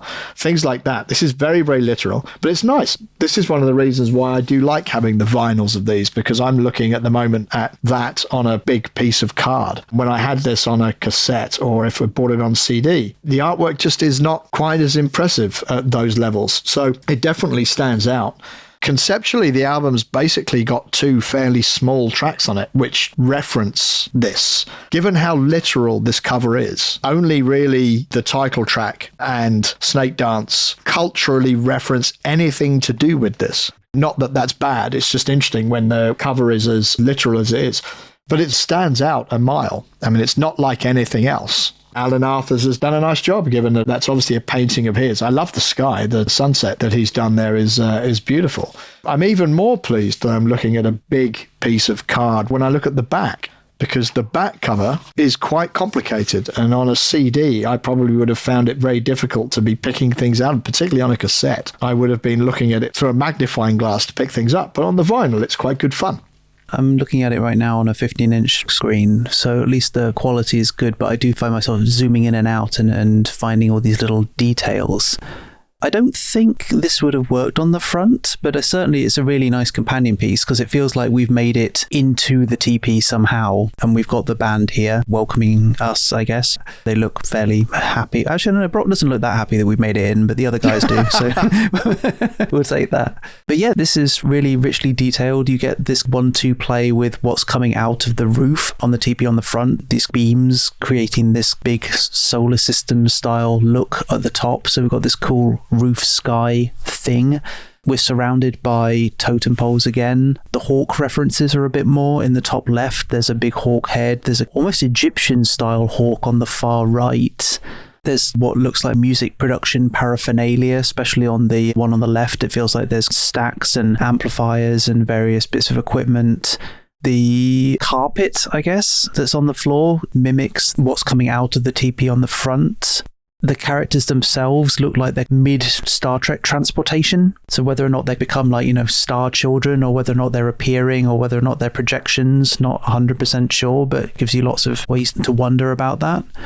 I like the fact that they've got this big thing saying skunk in the background with that classic eye triangle, which is very them. Considering that they got censored for having a plug the wrong way around, putting skunk on the back of an album in the 90s was brave, but I guess no one cared that much.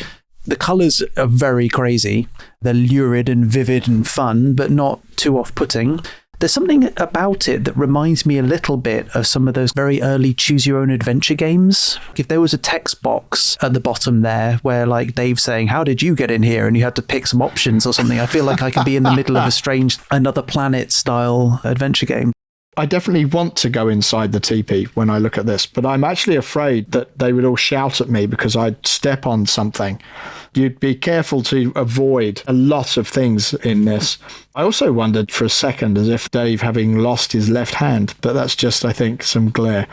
It's one of those pictures that you can look at for a long time, finding different things in it. There'd be a good game in here of find these 6 things in this image, and you'd stare at it for ages. As the inside of the Tepee complementing the front, nicely done.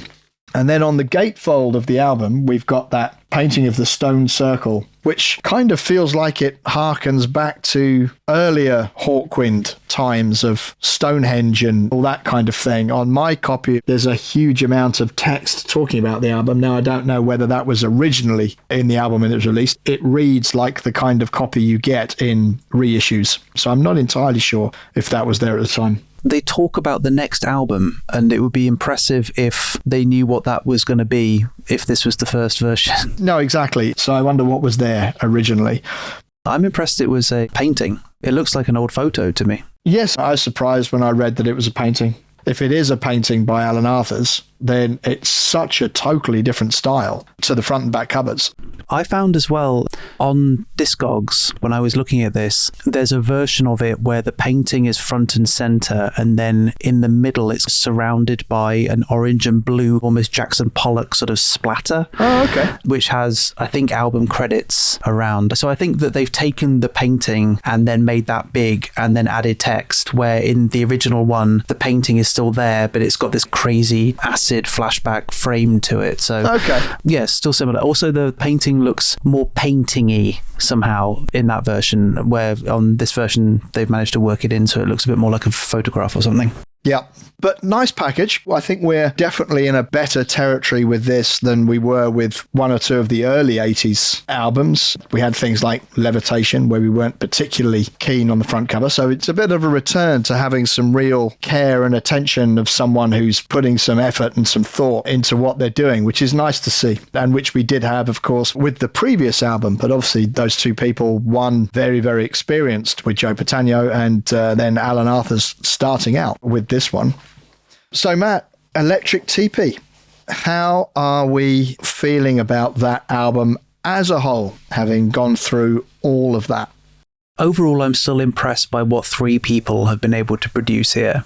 despite the band changing up again, they've done a really good job of getting almost levitation in their own right by being a good band and by learning and improving themselves rather than having to feel like they brought anyone in who's just good at stuff. So I think that is always to be celebrated, and I think there's a couple of times when that really comes through and there are some absolute A-class tracks in this album.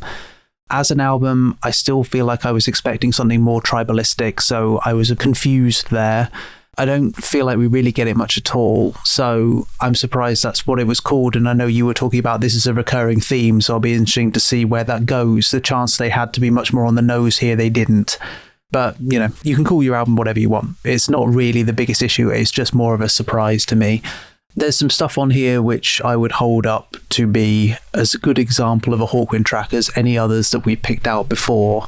There's also some stuff here which is really annoying for me personally. So we are back to my quote-unquote normal reaction to Hawkwind, where I'm like, it's definitely some highs, definitely some lows for me. It feels maybe a bit more 25 yearsy, I guess, my relationship with this, where I'm like, there's some bits where I'm like, and there are some bits where I'm like, yes, maybe a little bit lost in its own internal logic to me. But in general, I think it's a good album. I think the length has been an issue. Definitely Hawkwind's let's share everything mentality shines through, which I'm never always sure about. I do think that some self-curation, even in the age of a CD, could give us a little bit more of a collected experience. I don't think it's one that I'm going to come back to as much, but definitely there's a couple of tracks which I think I'll hoik out and add to a couple of playlists or something, because the entire deep listening process of this one is hard work and not always fulfilling depending on my mood, but there are some real highlights in it. So I think it's still a good experience overall, and I think a very Hawkwind experience. I'm glad that they got to this. I hope that they bring in a bit more of their TV suicide style think pieces, maybe get a bit more experimental and less insane like they do with Secret Agent and that kind of thing, because that's not always what I enjoy necessarily from Hawkwind. But I think as well, now we've hit Right to Decide, I think that's my last track that I've heard them play that I'm aware of, so I will be going into the next album and the rest of the 90s not knowing anything. So I find myself reassured sonically, maybe conceptually tentative, but certainly not trepidatious in any way. Definitely when we wrap this up, I will be looking forward to putting on the next one. I do think that the length of the album is quite a defining element of the album. And Ian Abrams actually says that in his book. He talks about the double-edged sword of having completely unrestricted recording time, given that they're recording in their own studio at this point. And Ian says in his book, after the relatively truncated Space Bandits, the new album showed that Hawkwind still had a lot of inspiration for new material, although the result sounded in need of some judicious pruning. We wanted to make a double album to give the impression that there was so much of it, it couldn't be shelved aside. A positive outpouring, explains Chadwick. And it was an outpouring at times. It reminds the listener just why the single vinyl LP's limitation was a positive thing, constraining the musician and demanding that each track justified its existence in a way that the more expansive possibilities of the running time of the CD format was now offering. And in that respect, it set the scene for some other excesses in future Hawkwind studio albums, but when it was good, it was bloody good, which is pretty similar to where we're both at. I think in the age of vinyl, when people made double albums deliberately, you often find that there's three sides of killer material. But to get it all out, they've got to record another 20 minutes of stuff to make it a double. And what you end up with is a really good double album instead of an absolutely fantastic single album or three sides. I think the Lamb Lies Down on Broadway by Genesis, The Wall by Pink Floyd, all of those things, you could pare them down. And I think if you took 15, 20 minutes out of this, it really would be an incredibly strong album. As it is, I think it is a statement of intent on an era with the three of them. I quite like the fact, in fact, I like a lot this idea of them connecting with people like The Orb and Chemical Brothers, that idea that Hawkwind just continually morph and evolve. So that's an interesting factor. Before we find out what you're going to put on the playlist, we like to see what Hawkwind fandom makes of these albums using Elric Newby's Hawkwind Fans Worldwide Facebook Top 40 Albums list. which, as we always say, is not definitive, but had enough people voting that, it's indicative, I think, of where these albums live. Matt, any guesses on where you think Electric Tepee would figure? Space Bandits was like 18 or something, wasn't it? It wasn't great. It was further down. I reckon Tepee is probably higher than Space Bandits, but given the other albums that we've got, we've not filled the top 10 yet, have we? Nope. We've filled most of it. Yeah, there's 2 spots left. Okay, so I think it's got to be higher than that. I would put it maybe 14, 15. So, interestingly, this comes in at number 5. Okay. Yeah, so it's number 6 in the list, but Space Ritual is up there, and Space Ritual's a live album, so we take that out. Warrior on the Edge of Time is top, then Quark, Strangeness and Charm, then Levitation, then Hall of the Mountain Grill, then Electric Tepee. So this is a huge, huge album. I like it a lot. I'm not sure I'd put it that high up, but people did. I like the fact that 22 years on, they're putting an album out which is rated this highly. And I quite like the fact that there is still another place in the top 10 empty, given the band has been existing for this long. The Black Sabbath top 10 is full by 1982. Do you know what I mean?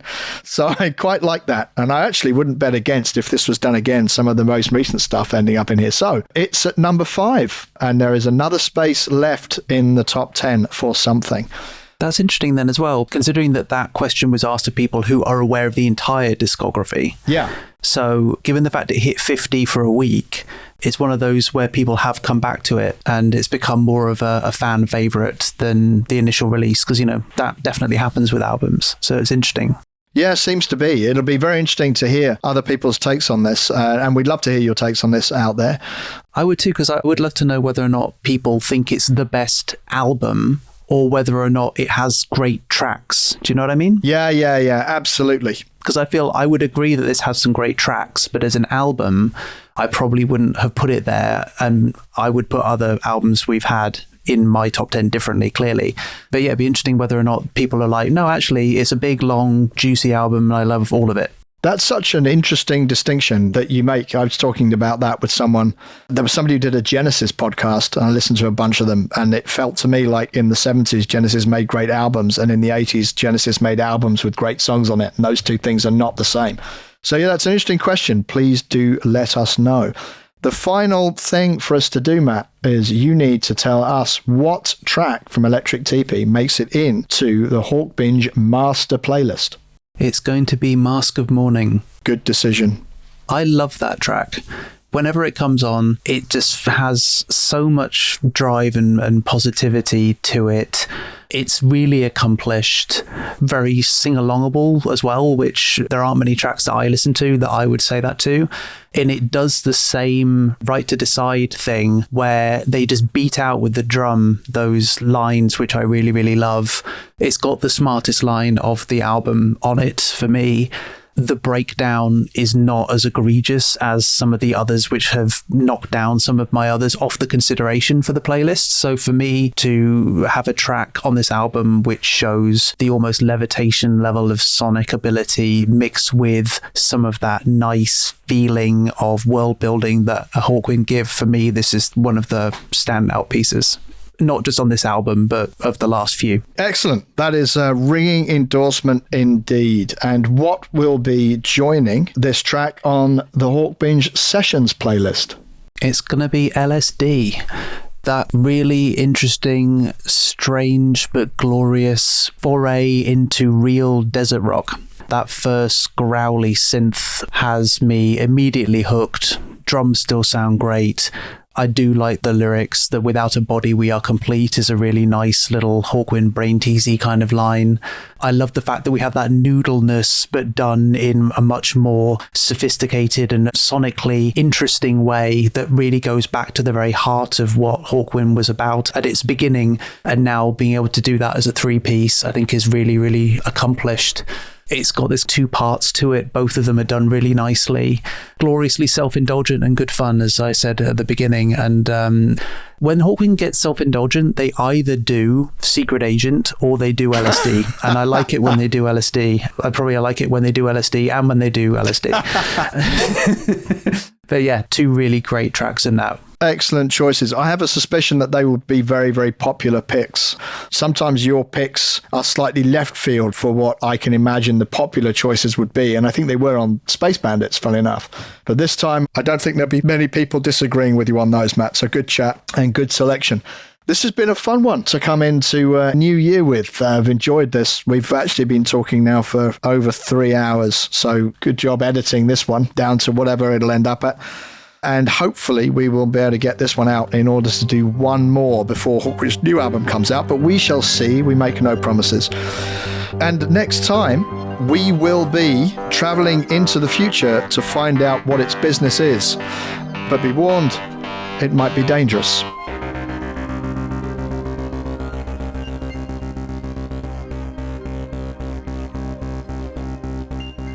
Technicians of Spaceship Earth, you have been listening to Hawkbinge, the Hawkwind podcast. It was devised and presented by Andy Hood and Matt Longstaff. The soundtrack was produced by Dissonant.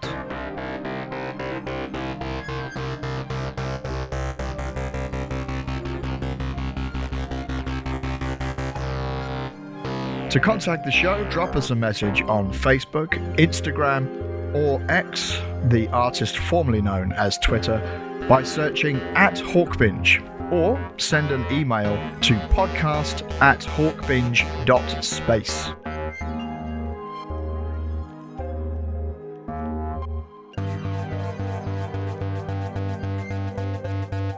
Hawkbinge is a proud member of the Deep Dive Podcast Network. To find more great band and music-focused podcasts like this one, head to @DeepDivePodNet on Twitter and dive in. Thank you as always for listening. We'll see you next time.